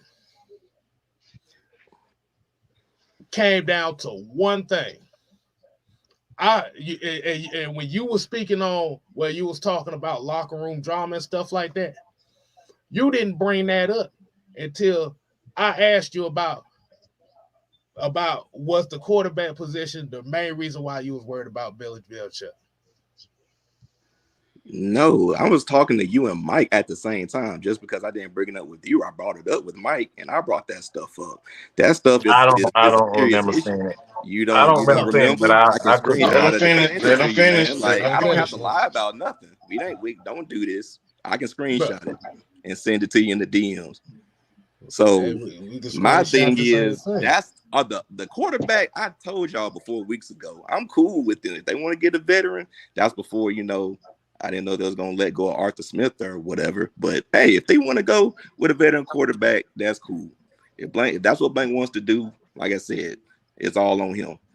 But the other stuff outside of the quarterback, which I named, Mike, I talked about it with Mike. Like all this clicks and stuff, and I shared a video about one of the beat writers that was covering the team, the Patriots, was talking about the drama that was going on. And Ryan Nielsen, even when it started with Dean Pease, he pretty much spoke it into existence that the defense is gonna be what it is today and stuff. Ryan Nielsen turned it around, and the culture has been set. There's camaraderie in that locker room. it didn't seem like there was a lot of camaraderie with this Patriots drama. You got coaches clicked up. One set of coaches is with Belichick. The other side is with Gerard Mayo, because that's who became the head coach of the Patriots. That's alarming to me. Let me explain that to you. Let me explain that to you real quick. Camaraderie in that locker room. Let me explain that to you. This is what we've been told, okay, from several sources. This is why you're focused on the recent success as far as Bill Belichick is concerned. But what we know for sure, okay, what we know for sure for even Patriot fans, these people are telling me that the reason why there's drama is because they agreed that they were going to have they're going to have a plan for him to take over. So that's why you saw Gerard Mayo guys and you saw Bill Belichick guys. That tends to happen when you have a plan for a succession. And the succession plan was Gerard Mayo. So if you're saying that there's drama, if not necessarily drama, those two guys at the same time, he's priming this guy. He's teaching this guy how to become a coach. And a lot of times he's going to have his guys in there and he's going to have his guys in there and they're not going to see eye to eye the thing. But you've never heard, especially from the Patriots in the past, where there has been locker room drama between coaches and players. Kind of. You've seen sideline issues, but you never heard that Bill Belichick had issues. You know, if you got issue with Bill Belichick, chances are your ass is gonna be gone. I mean, I want to. Like I think Randy Moss and Asante Samuel, you know, they had issues with him, but you know, from what, like I said, y'all say y'all got sources and stuff, and that could very well be the case. That, you know, but the way that it feel, the way that not feel, but the way that it just looks like Belichick did not look happy at that press conference. So grooming Gerard Mayo, that's cool, but I don't think Bill Belichick ever look happy. That's a wild assumption. Belichick don't never smile. Come on, not at all. Grumpier than usual. Like he Come on, bro. Belichick always look grumpy, dog. Like don't do that. He got a little grin. The only time you see Belichick smile is after a Super Bowl win. Other than that, Belichick don't never look like that. Absolutely. Come on, man. So, let's be honest, man. You know, you could tell, bro. There's a difference between, you know, he being how he is and he actually pissed off about something. He pissed off because he don't want it. He didn't want it. Literally Belichick face. Look, I'm a media. He don't never like doing media, so him having to do an exit press conference of him leaving the franchise. He don't even like. That's like cool. Like I know what you're talking about, but bro, it just seemed different this time. Like, you focus on that. Come on, bro. Let's keep it 100. Pocket full of excuses. When you got a pocket full of excuses to turn down an 8-time Super Bowl winning coach with playoff experience, Super Bowl experience, and over 40 years worth of football knowledge, when you got an entire pocket full of excuses, the bottom line is you don't want to win by any means necessary, and to win by any means necessary means bringing that guy in, not some newbie that's gonna help you get one of these piss poor ass quarterbacks out of this coming draft that you've been campaigning for. Okay, you don't like no quarterback. Bill Belichick, Arthur Blank said by any means necessary. Right? This is a fix now, win now situation. Right? Okay, and that none of that newbie, none of them new look ass coordinators that you've been running off on for the last month are gonna do what Bill Belichick is gonna do. I hope you're right. You sit down, you let Lucifer put a John Hancock on the contract, and let him do what he do. I'm gonna have to hit you up in the DM, man. If you wrong, but like I said, it's up to Blank if you want to bring him in. I don't see it, so that's just something we're not gonna disagree. Until I see it, I don't see it. Richo, you don't want to see I, it, bro.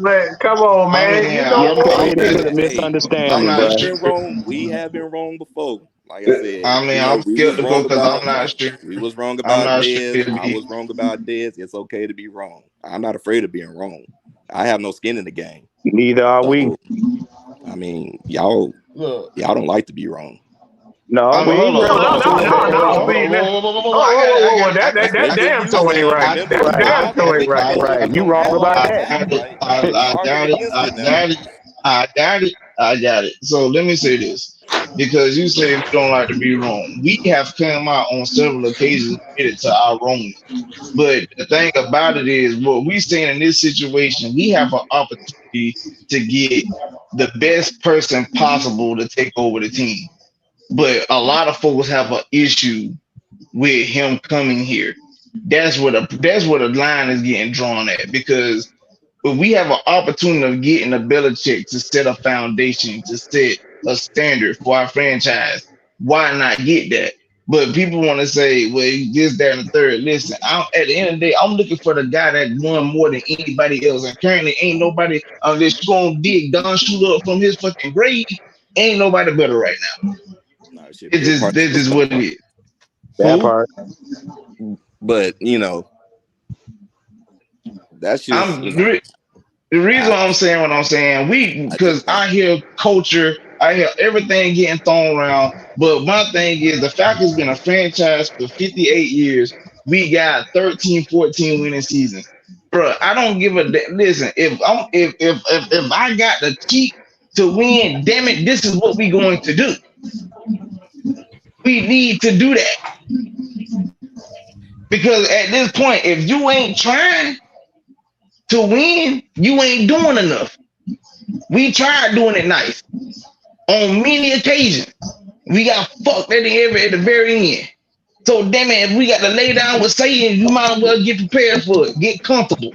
Pull them pants down. Pull them down. Let's do it, Satan. Let's do it. At the end of the day, bro, I need somebody that once he's gone, what Thomas say in Pittsburgh, the standard is the standard. I need that here. I don't care about partying. I don't care about dude being black. I don't care about if he's being a Mexican. Hell, he can look like one of them blue aliens off a fucking Daft Punk One More Time video. Well, But I need somebody in it. I need somebody here that's gonna set a standard and live by that standard, so we can become a winning organization. Because the Chiefs ain't winning nothing in over 50 years, and now they done seen 2 Super Bowls in the last 3 years. Or last how many years? They finished no worse than the AFC Championship game the last 6 years. Right.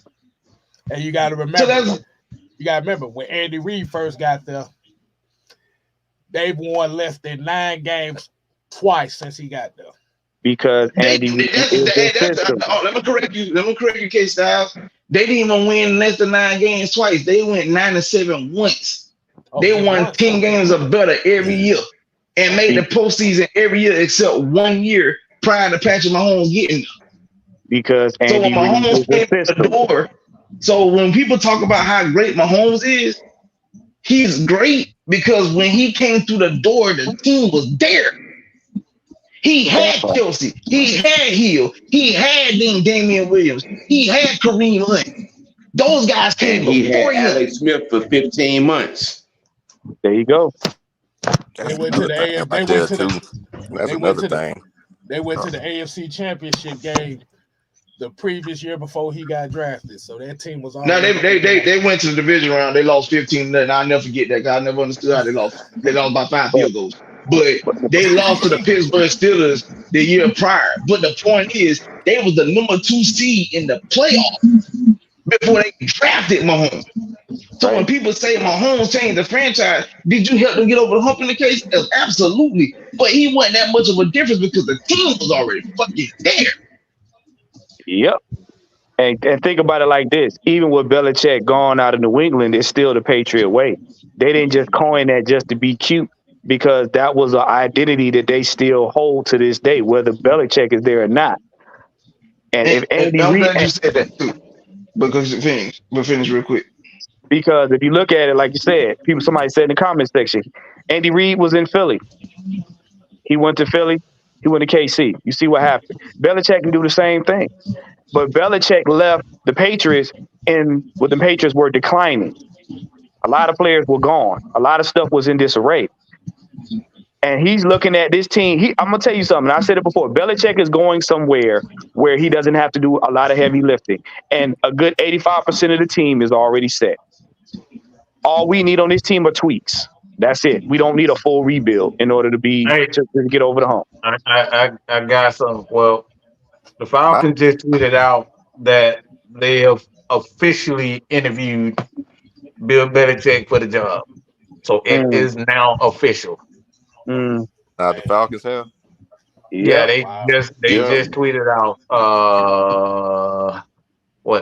a minute ago that they just interviewed him for the position. Cause I'm gonna tell you right now, and I'm very intrigued because, like I said, at the end of the day, with all this, like I said, oh, don't tell me he done got some of them young girls on their yacht. He didn't got them young tenderonis. I do want to say something with Retro real quick. Real quick. Because you mentioned about the Gerard Mayo situation. I'm going to tell you why I don't look too much into that. Because Mayo got too much respect for Belichick. Belichick molded that man into the player and coach that he is. So he's not just going to run a mutiny because he feel like he wanted to take the job. The man, Belichick, is the reason why he's even in this league. You know what I'm saying? He gave that man an opportunity to become the guy that he is and then gave him a coaching job. So I don't think that he was just running amok amongst the Patriots franchise. Listen, all good things come to the end. Belichick been there for 24 years. They got 6 Super Bowls, 9 Super Bowl appearances. You can't get no better. Like I said, good things come to the end. It happens with everybody. Sometimes you need a new scenery. The same thing happened with Andy Reid in Philadelphia. All good. We all see the success that Andy Reid had in Philadelphia with them. He played them what, 6 NFC championship games? Dan Reid, like he went from Denver to Atlanta. You know what I'm saying? Like it's not uncommon for great coaches to turn to other teams and find success. Whether they win the Super Bowl or get there, it's still success because you got to the Super Bowl.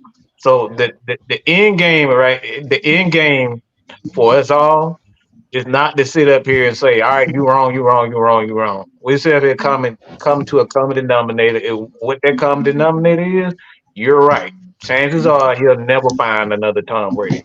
I don't think any of us gonna be crazy enough to admit, like, they expect him to turn, whether it's a young coach or a young player or Des Ritter into Tom Brady. That shit ain't happening. You'll never see another Tom Brady ever again. You'll never see another man.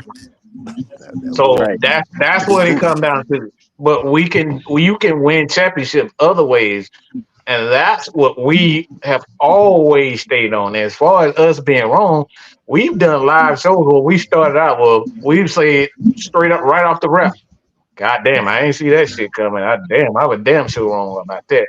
Bro, when Matt got traded, we always get distraught. We was like, damn, we didn't see that happen.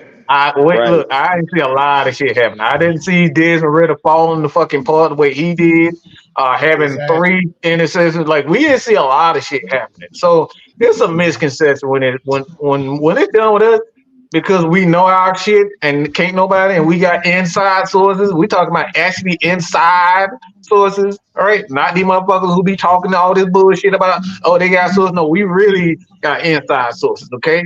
All right, so that's what we do know. So our information is not coming from us. We tell you exactly where these sources are coming from. We don't sit out there and lie. We tell you where they come from. These are not our takes. We hear it from these guys. These guys trust that information with us to be able to portray it to the fans. That's what our job is to do. Not to sit up here and gloat and I told you so. Look, I be fucking around, and believe me, I'm gonna be all in your face when trust me, believe me. I think we all know that by now. But our job is to tell the truth about the matter.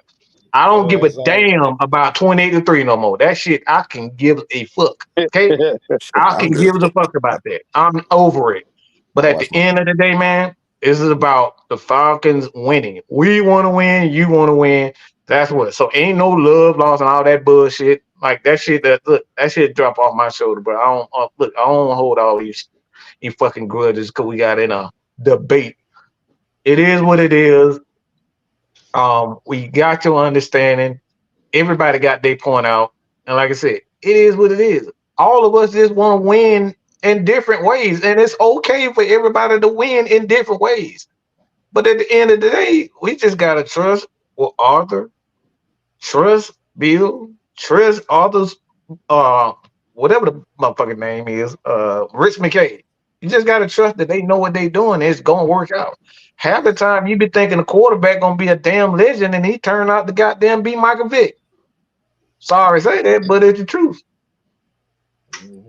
Yeah. And then, like I said, for one thing, even if we don't like to be wrong, even if we're wrong, we still standing up and admitting to it. Like I said, it could be a one thing where we wrong and then we just stop doing production over here. Can't do that. You got to take the good with the bad over here, and this is what we do. So, like you said, that's like Mike said, that's the misconception of they only fuck with people that kiss their ass. No, that's not what we do over here. We show y'all that we can talk to people who disagree with us. We show y'all. Them other motherfuckers, they run, they duck and hide, and they talk shit behind these motherfucking cameras. But we'll go right to you, to your house, to the games, to the events, and be right in your face, okay? So we show action. We put action behind our motherfucking words, okay? That's what we do. All other people that claim that they be all positive and claim that they ain't got no problem with that, and yeah, you don't see us on their show. They don't see nobody else on their show. We don't do the claim. We put action to ours. You see what we do. That's another thing I'm tired of, man, because like I started watching y'all around the Julio trade and stuff. I was trying to find Falcon content creators because I was tired of, ESPN. I was tired of the national media, So, y'all a breath of fresh air and stuff, man. It's like barbershop talk. That's why I watch my language, but that's why I F at y'all and stuff. Yeah. But like you said, it's okay. It's okay to agree to disagree. That's what it's all about. At the end of the day, but we ain't over here throwing no pity parties and all this kind of stuff. Now and that's the thing. Like y'all right about it's been a long time.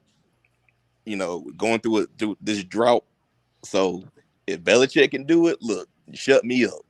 Please, shut me the hell up, because I thought Arthur Smith was gonna be able to do it. And his ass got fired. So look, we've been wrong about a lot of shit. Yeah, I've been wrong. Hey, Retro, look at it this way, bro. If we get Belichick, do you know we terrorized the NFC South for a couple years? Of course. Do you know how good that would feel? We kind of did that this year, but well, we first part of the season, we wet the bed like a motherfucker. That's all. Bruh, come on, man. Bruh, yeah. But like I said, at the end of the day, when it comes down to this coaching situation, the problem is that a lot of people don't know where the direction is going to go. We got people that's thinking off OC. You looking at the situation with CJ Stroud. So Bobby Sloak is becoming a big name. You seeing Detroit make the resurgence. So you're looking at Ben Johnson as a big name. Like I said, we talking about Bill Belichick because it's all over the media. It could be a possibility. It may be one of these former players. Could be. He's probably already on the roster. That's the crazy part. He's probably already on the coaching staff because they ain't allowed guys to interview. So, like I said, all of this is what we report because it's out there from legitimate sources, not a Cam Marino. Okay, we deal with legitimate. No, we not the ultimate blackfisher. No. Yeah, the blackfish. Yeah, we don't report them. We talk about people that actually come from real sources. Okay. Like I said, AFN, the Unholy Alliance over here, man. We are what we call the black sheep of the Falcon content community. We all we got over here, man. So we stick with what we got to do. Like I said, we don't care about people not liking our opinions. We don't. But the thing about it is, if you're not willing to have the discussion, then all it's going to do is lead to misunderstanding. It's going to be misconstrued thoughts, and now that's where the vitriol comes in at, where a lot of people look at us. But as you see firsthand, like I said, we had disagreements on something, we had the discussion, and like you said, you come into a conclusion. Okay, it may be like you said, you looking at it from both sides. That's all we want to do over here. You got to look. We looking at everything from both sides. That's what being realistic is about. It's not about looking at one side and negating the other. Like even when you say we capping for Bill Belichick, we know it's a possibility that Bill Belichick may not be that Bill Belichick. Right. You could get a Ben Johnson. Ben Johnson may wet the bed the first couple years. We fucking around ain't talking about Steve Wilkes. That man might be he might be the guy for you. But until they I just wanted. Go ahead, Sam. Go ahead. No, go ahead. I'll let you finish. Go ahead. No, I just say this when we close it. Okay, I'm gonna let you close it out with it. So basically, all we doing is we having a conversation, man. And like you said, a lot of people despise this platform for it. That's why we always say it ain't for everybody. So if you fuck with us through the bullshit we say and the right shit we say, that's all we can ask for. Man, shoot, you a Falcon fan, man. Out of all the stuff this fan base done went through, shoot, man. Like, I just want to say I'm feeling some kind of way. I just want to say I'm feeling some kind of way because I've been trying to get this motherfucker on the show for 6 months, but I guess I wasn't a big enough fish, you know what I'm saying, for you to, grace your presence in this particular arena. You had to wait for the, upper management to get on your nerve to come show up. I just want to let you know. We got that effect on people, okay? We have that effect on people, Sam. I had to get on the show for 6 months. Man, look, it's hard for 6 months that I work, man. I'm on swing shift. I'm really on, He did say that. He did say that. I'm just because I know that swing shit is a headache. Man, look, bro. 2 weeks on, 2 weeks off, bro. So no, here goes Sam. Here goes Sam. I'm just fucking with you. Look, with that kind of schedule, you battle tested. So yeah. Man, like I said, I've been doing it, man. I was in the military for a little bit, so yeah. So it ain't, But yeah, man. Y'all my guys, man. I mess with y'all, fuck with y'all and stuff. So like I said, man, I don't take none of that stuff, serious or whatever. It's football at the end of the day and stuff. I got my opinions and stuff. Y'all got y'all's, but I ain't gonna lie. For the majority of the time that I've been watching y'all, I agree with probably like a good 90% of what y'all said. Y'all was right about a lot of things too. But we appreciate you for having the balls to come on here, man, and actually talk. Like Mike said, that's the thing. You got a lot of these so-called Twitter GMs that want to give you. I mean, the narratives don't even fit the lie, and they won't come on the show. Ain't gonna come on nobody's show. Yeah, come on the show, and then 2 weeks turn to 2 months, and 2 months turn to 2 years. Yeah, I was real confused about because I'm just like, okay, like these AFN, y'all positive and stuff. Y'all actually talking about because back then all the hate was on Matt Ryan and Isaiah Oliver, and everybody hated them and want to get rid of them and stuff. And I'm just like, nah, this ain't. And then I go watch other people's shows and stuff, and it's like negative and stuff. I'm just like, man, this ain't. And it's just a whole clicked up. You got this side over here, this side over. I'm just like, if we win a Super Bowl, what the hell we gonna argue about? Now, Retro, I'm gonna tell you something. First of all, we are positively going to tell the truth, no matter how painful it is. And we've already set up the scenario. I've already told people, let the Falcons win the Super Bowl. Let's just say let's just say, for instance, Bill come here, we win the Super Bowl. Before we even get to touch the Lombardi, they'll be in the chat talking about, bitch, y'all can't make it too. Man, I'll be like, man, fuck y'all. We see next year. I'm just gonna tell them, you know what, delete your social media. Because at this point ain't nothing to talk about. Oh no, we win the Super Bowl. I'm getting banned on social media. I'm about to act a fool. Oh my God. Yeah. Wait, hold on. Breaking news, y'all. Breaking news. The Philadelphia Bulldogs is getting towed out the frame right now. Yes, they are. Yes, they are. I'm watching this train wreck right now. Doing that. I'm watching this train wreck right now. They defense look like Charmin tissue. God. You remember everybody told me I was crazy? Go ahead. Well, I don't know. Boy, they got Baker Mayfield out here looking like a Hall of Famer. They told me I was crazy. They told me I was crazy because I said Jalen Hurts' ass. Now y'all see the ass, okay? But Ty Bowles and sent most spy blitzes on Jalen Hurts this game in just the first half that I've seen all season.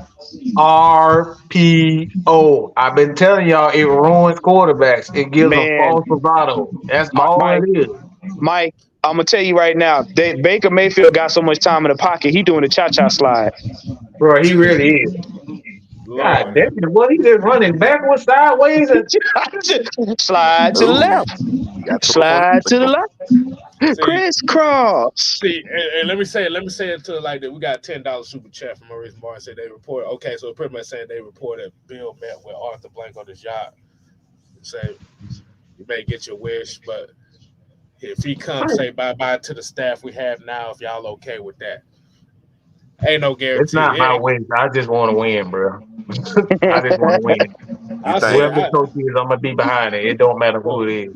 You think Terry gonna dip if Belichick asks him? The only way I'm coming to the Atlanta if I have all personnel control. Nah. Well, I don't. I'm gonna say it like this. Terry Fontenot too close to Arthur Blank for that. Yeah, I don't think he's gonna pull. Yeah, they got really close lately. I think Terry actually gained more respect.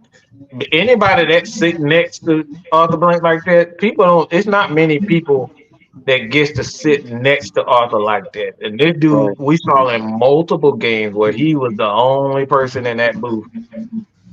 Right. You Well, talking remember about now. Remember, Terry did one of the most important things coming here. He helped get us out of cap hell, number one, which all business owners, people that make money, they like to save money and they like to get out of the red. Number two, he's a great scout. So Belichick and him will be able to collab on getting players because what Terry like to do, finesse other teams out of their players for little or nothing. And let me tell you something. Hey, Retro, you may not even thought about this. Yeah. Let's say if they don't get Bill Belichick, what if they end up getting two of the coaches that they interviewing? One as the head and one as the OC. Ooh. Yeah. Yeah. That is another possibility right there. Because I'm going to tell you something.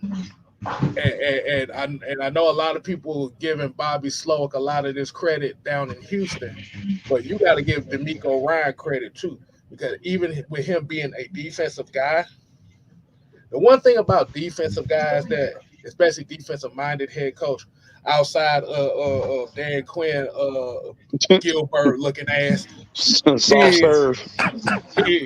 That is slow for real. Soft serve.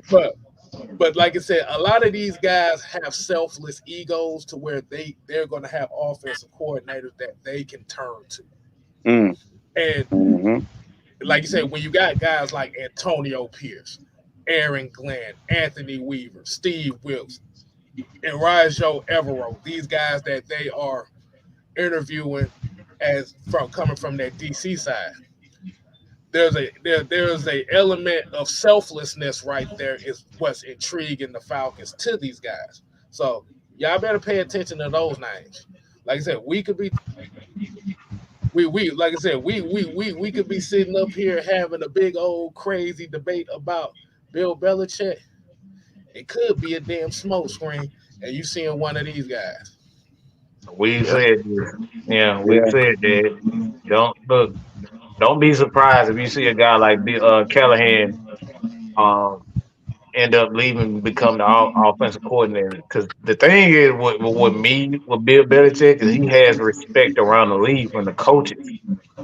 Mm-hmm. These guys will follow him. And players will follow him. That's all I'm concerned with when it comes down to respect. Because some coaches got more respect from players and coaches, and they'll be willing to leave their team and join Bill Belichick. Why? Because he's Bill Belichick. And the same thing with Kirby Smart. He Kirby Smart. Same thing with Nick Saban. Bro, you know this. You an Alabama fan. People come to Alabama just because of Alabama. No, they ain't gonna get no playing time for a whole year, and they'll come to Alabama just to sit on the bench. Why? Because it's Nick Saban. This is the same rule that the author's looking at from Bill Belichick. Just based on Bill Belichick and his respect, he could get the media to stop talking so much crap and putting down the Falcons like that. Look, it's so much that goes into this that how I'm looking at it. I can't speak with nobody, but how I'm looking at it is bigger than just the head coaching job for me. When you're looking at a Bill Belichick, he brings that respect factor. Nobody respects this organization at Right. all. They don't respect these guys at all. And we They would get always say calls they too. don't want to win. First We thing, would. oh, you don't want to win, y'all don't want the best. Well, we going after the best. That narrative is dead now. Right. Let me ask you a question. Would you rather have Dan Quinn back as head coach? Man, But look. come on now. You saw what happened last night, bro. Come on now. And then people shocked about like, wow, this is Dallas' defense. I was just like, how could this happen? I'm like, Well, we won 5 years, man. No, we said no, give it time. The real Dan Quinn will stand up. Bruh. And there you go. Did y'all read the report where they was talking about Dallas or 92% of their defensive plays? They played 6 DBs. Man. I heard that. Yeah, Yeah, that's why they had. Oh my God, that I don't know. That dude, that's what's wrong with that. He refused to get big. I don't know if he mad at himself because he big and fast, but like some upstairs ain't right with the size matters. Okay, it's okay. Mike, you know, Dan Quinn misses his hairline. That's what's wrong with him. That hairline was gone in Florida, so shit. He ain't never got over it. Man, what? But yeah, man. Like I said, we just need a sense of stability down here, man. And like I said, it sucks going through the process again because we thought that we was done with it with Arthur Smith. I swore we was done with it. We thought we was done with it. Now we going back into it. The thing about it is the defense was a lot better than most people thought, and that added more pressure to everybody. Yeah, man. Hey. Brian Peoples here said with the 1-9, said, "What can go wrong will go wrong." Are you talking about Murphy's Law? Exactly. Mm-hmm. All right, man. We ain't gonna hold out no much longer, man. Hey, Retro, you want to go ahead and plug yourself, man, right quick? Man, yeah, it's like I'm new to this. This is my first time on the stream, but yeah, just Falcon fans out there, follow your boy Retro on Twitter.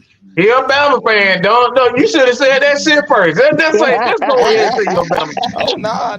Everybody done migrated back across the state line from what's going on. They y'all now. Hey, y'all deal with them now. Saving pass the torch to Kirby, man. Like, shoot, it was time. I'm thankful for what he did, man. Because I remember the bad days. All the fans that wanted to come hop on around 2009. Well, hey, y'all can hop off now. You better tell them about the 2006-7 years. Bruh. Trust me, we were right there with y'all. Well, you couldn't. Look. That's during them years where you couldn't pay nobody to say them two teams' names. Man, look at this, man. Like, my first game my first football game, collegiate pro, but my first game that I've actually went to football game was Atlanta. I went to an Atlanta. That was my first football game. Michael Vick. I think it was the Carolina Panthers game in 2006.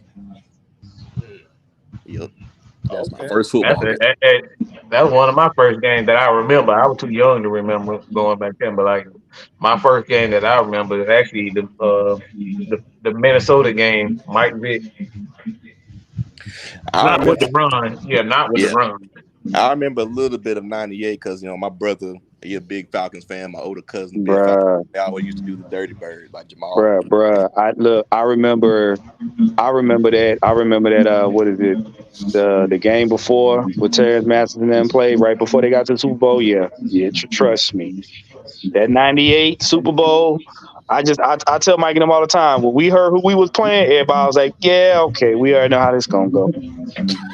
We was distraught. We was like, "Yeah, we're in the Super Bowl. Who we playing? Elway? He retired? Oh, okay, yeah."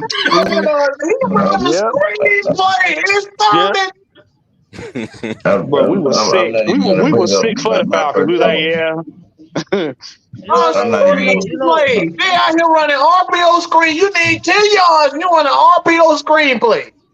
Look, y'all see this now. Wait. Y'all see this now, and I'm gonna make a point. Mike saying this. Y'all see right now what's happening in Philly? This is what happens when you get a team that's got a lot of young guys on there, and there ain't a whole lot of veterans. You know what I'm saying? This is the reason why the Falcons defense did what it did for the most part of the year, because you had veterans that can pull them young guys up. And they're playing against a team that has experience. They ran an RPO screen on. You got one down to get first down, and you run an RPO screen. You got to go north and south on Tampa's on Tampa's defense. You cannot go sideline to sideline. It's not gonna work. They got too much experience. Dude, this show was working. He was gashing them up the middle. I'm just saying. When teams is like that, you got to go north and south. You can't go sideline to sideline like that. Yeah, a lot of them players ain't that fast. Yeah, we was killing them, man. CP was killing them that game. See, this is exactly the issue where you're talking about where you jump the gun a little bit, like you said with Jalen Hurts. Like you said, you gave him all that money based on one good year. Shut up. Okay, you got that, Mike. We got it. Everybody's life will be better if they just listen to me. Everybody's life. You're like, look, I will turn your life around. Here's where faking it until you make it goes wrong. Okay.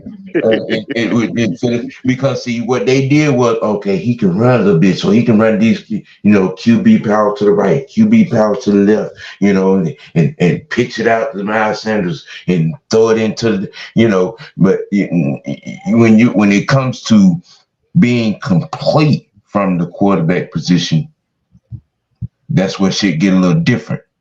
When you make Philadelphia, you literally have to throw the ball, Daffy. You know what I'm saying? It's only so many times you're gonna throw into double and triple coverage and get away with it.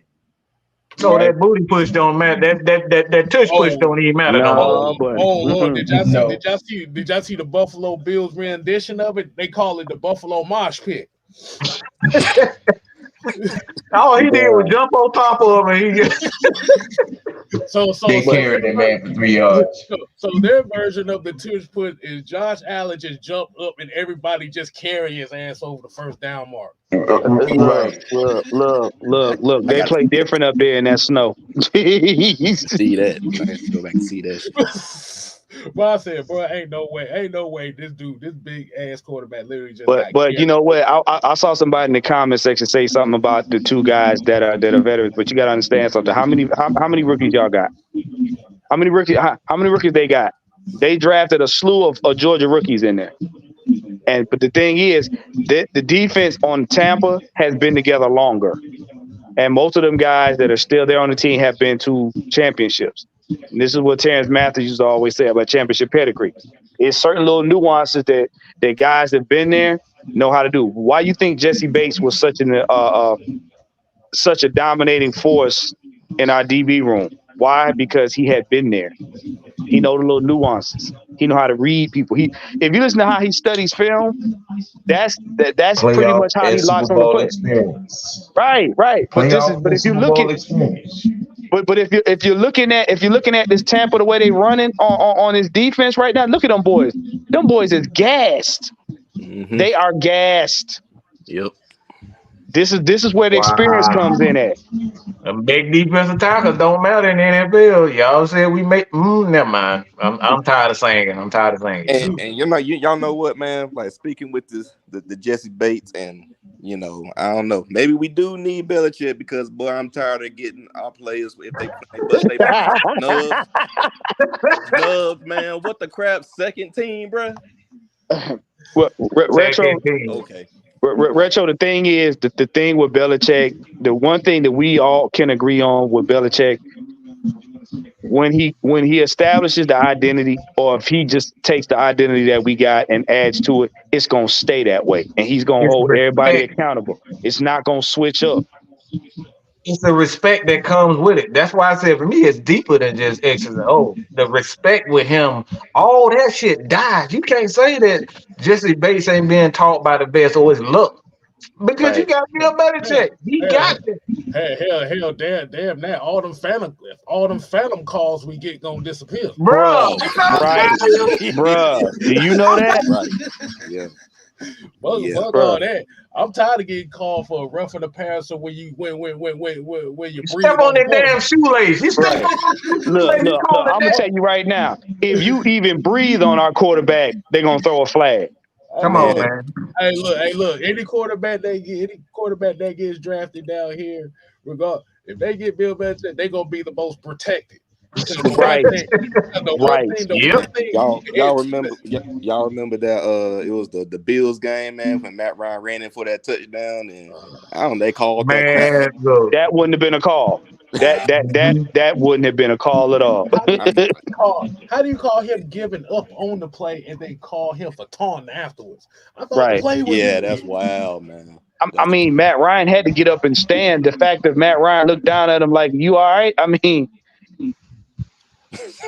that was wild. We literally sat here and saw Grady Jarrett get called for a roughing the passer. Come on, bro. A textbook tackle, and he got called for roughing the passer 3 times in 3 years. But think about it like this: Bill's gonna have a lot to work with if he's coming. You gotta think about it. You got Grady Jarrett coming back. You got, you know what I'm saying? You got pieces of guys that been on Super Bowl teams. You know what I'm saying? They may not have won them, but they've been there. So all he got to do is just, hey, sprinkle in some stuff. We need this, that, and the other. And you don't think Arthur Blank ain't gonna give him what he need? Mm-hmm. Hey man, shoot, that's what I'm waiting on, man. He said we're gonna spend the free agency again, man. Look. Remember, that's where you're gonna get your players. Remember this time last year, we knew what player was leaving the team. We ain't heard nothing about no player exits. Not a drop. And every coach on this staff that a team has come to ask to be interviewed, we have now. You can't talk to these guys. Mm-hmm. Well, like I said, when your owner admits to, hey, I'm not a patient man, I've had to work on that. But when I've given guys 5 years, 6 years, 7 years, and all I'm telling you now is you got 36 months to get it right. Oh, you ain't got time to be cleaning out the house and bringing everybody else in. Bill gonna get most of I believe Bill gonna get a lot of the players he wants in free agency because they're not tearing the core of his team down. If you tear the core of this team down, you looking at 5 years plus. Easy. Mm-hmm. I think, like I said, regardless of that, I think they're gonna get one of them coordinators they interview. I think they're gonna bring him along too. I believe so. Yeah. Because I don't think he want nothing to do with no Josh McDaniels. Because I think they done burnt that goddamn man. Please, man. I give myself nightmares and stuff, man. Please, see, that's what I'm gonna agree with. I don't know about that. I'm not on the Josh Smith. No, fuck Josh McDaniels. He can kiss my ass. I think that's what everybody thinking. He gonna be a part of it. I said that. I think that's what another thing where everybody like, nah, cheating himself. Nah, I'm good. But you know what that was else? my fault, man. I put that out there. So I was, But you know what else would be funny too? Is we got him on the team and we get into the playoffs, and guess who we run into and have to play? We have to play San Francisco, and we get to get that get back on Shanahan for tricking off that Super Bowl with the same man that beat us in the Super Bowl. Well, what I also did kind of find out too is Bobby Slow actually has slight ties to Bill Belichick. Oh, because the 6 degrees of separation is Kyle Shanahan. Oh, it's a family affair. So he kind of knows them. He kind of knows him pretty well. So, like you say, it's a possibility that you may see both of them down here. We don't know. Like I said, just for the love of God, just make sure it ain't Josh McDaniels. I'm just saying it right now. That right there, we could damn sure agree on. No. This dude done got caught cheating too many times. Nah, I'm good on him. Look, I'll put it to you like this: if the Broncos can stomach Sean Payton, we'll be just fine with Belichick. No, I can't stomach Josh McDaniels. I'm just saying, for the love of God, I can't do that. No. Now, your case out, it's just certain things in this world you don't eat, and you just don't put people like him on the team. I agree. I was about to say that shit's giving me Dirk Cutter goddamn nightmare. Oh gosh, not Farmer Fran. Time to go. Time to go. I'm starting to think about 15 hook routes for fullbacks. Let's go ahead and get them on now. What is going on with Jalen Hurts, bro? He looks like shit. Look at that pressure, bro. Look at that pressure. They're putting pressure on him. They're forcing him to be a quarterback. They was talking so much, man. The media was hyping these boys up and Dallas. Man. Look at that pressure. Look at that pressure. Look at that. Bro, he looked like crap, bro. Who was that? What now? Was that the center they pushed into him, or was that a guard? I don't even know. Look at that. His O-line can't hold up. Boom, got him. Wow. See, here's like you said, and that's the problem when we're talking about with these quarterbacks and their contracts too, because Jalen Hurts literally got paid off for one good year. That's that the part. You run with it right there. Okay. Oh wow! Are you fucking kidding me? How you not through? Yeah. Wow. Yeah. Intentional grounding. I think we're going to need a lot. We're going look, we're going to have to get with coach and do a live stream watching some of these games, boy. Because boy, that is bad. Now, y'all didn't see that? Golly. Now, listen. He held on to the ball and got sacked in the end zone. What are you doing? Now, chat. This is what we were talking about. You see how that O line is getting run through. You see how the people all from this.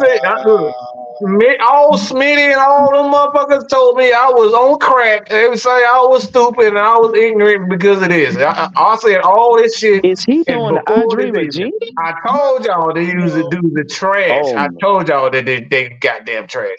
Nobody believe me. Nobody believe me. Anything I said when I talk about that quarterback. This is look. This is what happens when you spend a bunch of money on a quarterback and your O-line can't stop Tampa's rushing. At some point, you're going to have to be a quarterback, and that's the problem. They're not teaching these guys RPO. That's why Dan Ritter has so hard of a time, because they teaching this RPO shit in college. This college game is killing these guys. It's killing them.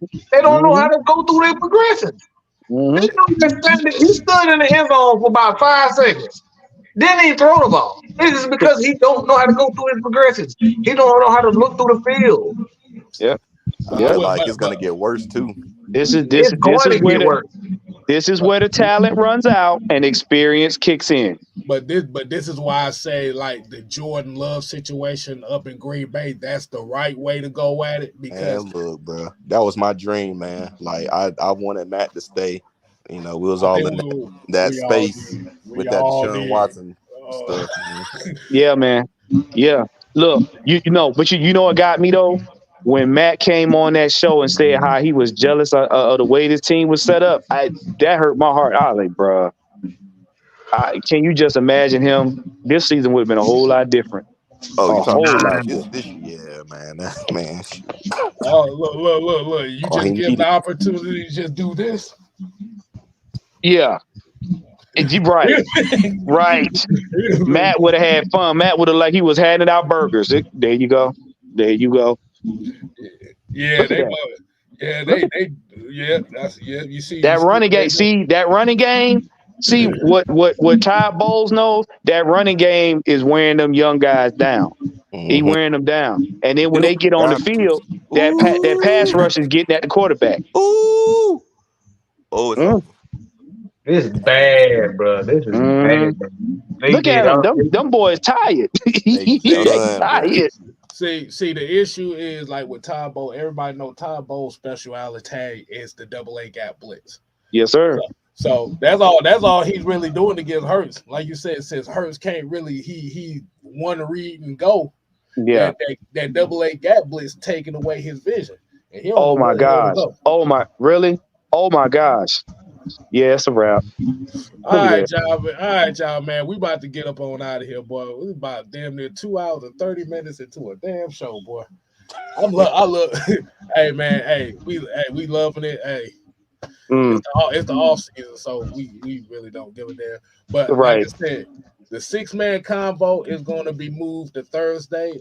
But what y'all going to get is y'all going to get the Champagne Confessions at the 8 o'clock spot, so it give y'all a little chance to get a breather between football shows. Oh damn! We going from realistic OG to Champagne Confession. Hey, yeah, that part. And then you go into the Loch Ness after that. Oh, they gonna talk about it. They gonna talk about it. Oh, wait a minute. Tampa just scored again? Oh, yeah. Lord have mercy. Bro, that's what I'm talking about. We got another Falcon content creator done quit. What? What? Yeah, he said he's not doing Falcons content like we give a fuck. But whatever Everett Glaze, he said he's quitting doing anything Falcons. So he done pulled a Matt Carey. He pulled a Matt Carey and a James. About a bitch. But we won't miss you. We won't miss you. That's why I said, man, through trials and Tonight is kind of special. You feeling gold. Look, like you said, man. Through the fire, through the flames, through the good, through the bad, we ain't going nowhere. And believe you and me, we are the oxymorons of this content creation space. Where is some of y'all may not like us, but y'all can't live without us.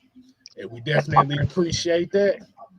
Like I said, appreciate the retro, appreciate Don, LT for getting on with us, as well as the fellas here as usual. Make sure you go ahead and subscribe to The Therapist ATL. Yes, sir. Make sure you go subscribe to OG TV over here, OG Big Sam. Yeah. And y'all already know what to do when it comes to my channel and come to Mike's channel. And make sure y'all subscribe to AFN as well as Mad Mike Network for all wrestling and miscellaneous content, as well as Champagne Confessions. So until next time, people, we ain't here to play. Oh no, we here to stay. Oh yeah, you ain't got to go home. But you got to get the hell up out of here. That's apparently what the Philadelphia Bulldogs doing, boy. They getting the hell up out of here real quick with the way they play. I mean, expeditiously. Man, they called us everything in the book. Everything in the book about Jalen Carter and Jordan now you Davis. Can call us right. I love them dudes because they're a dog, but come on, bro. Dang, man. Shoot.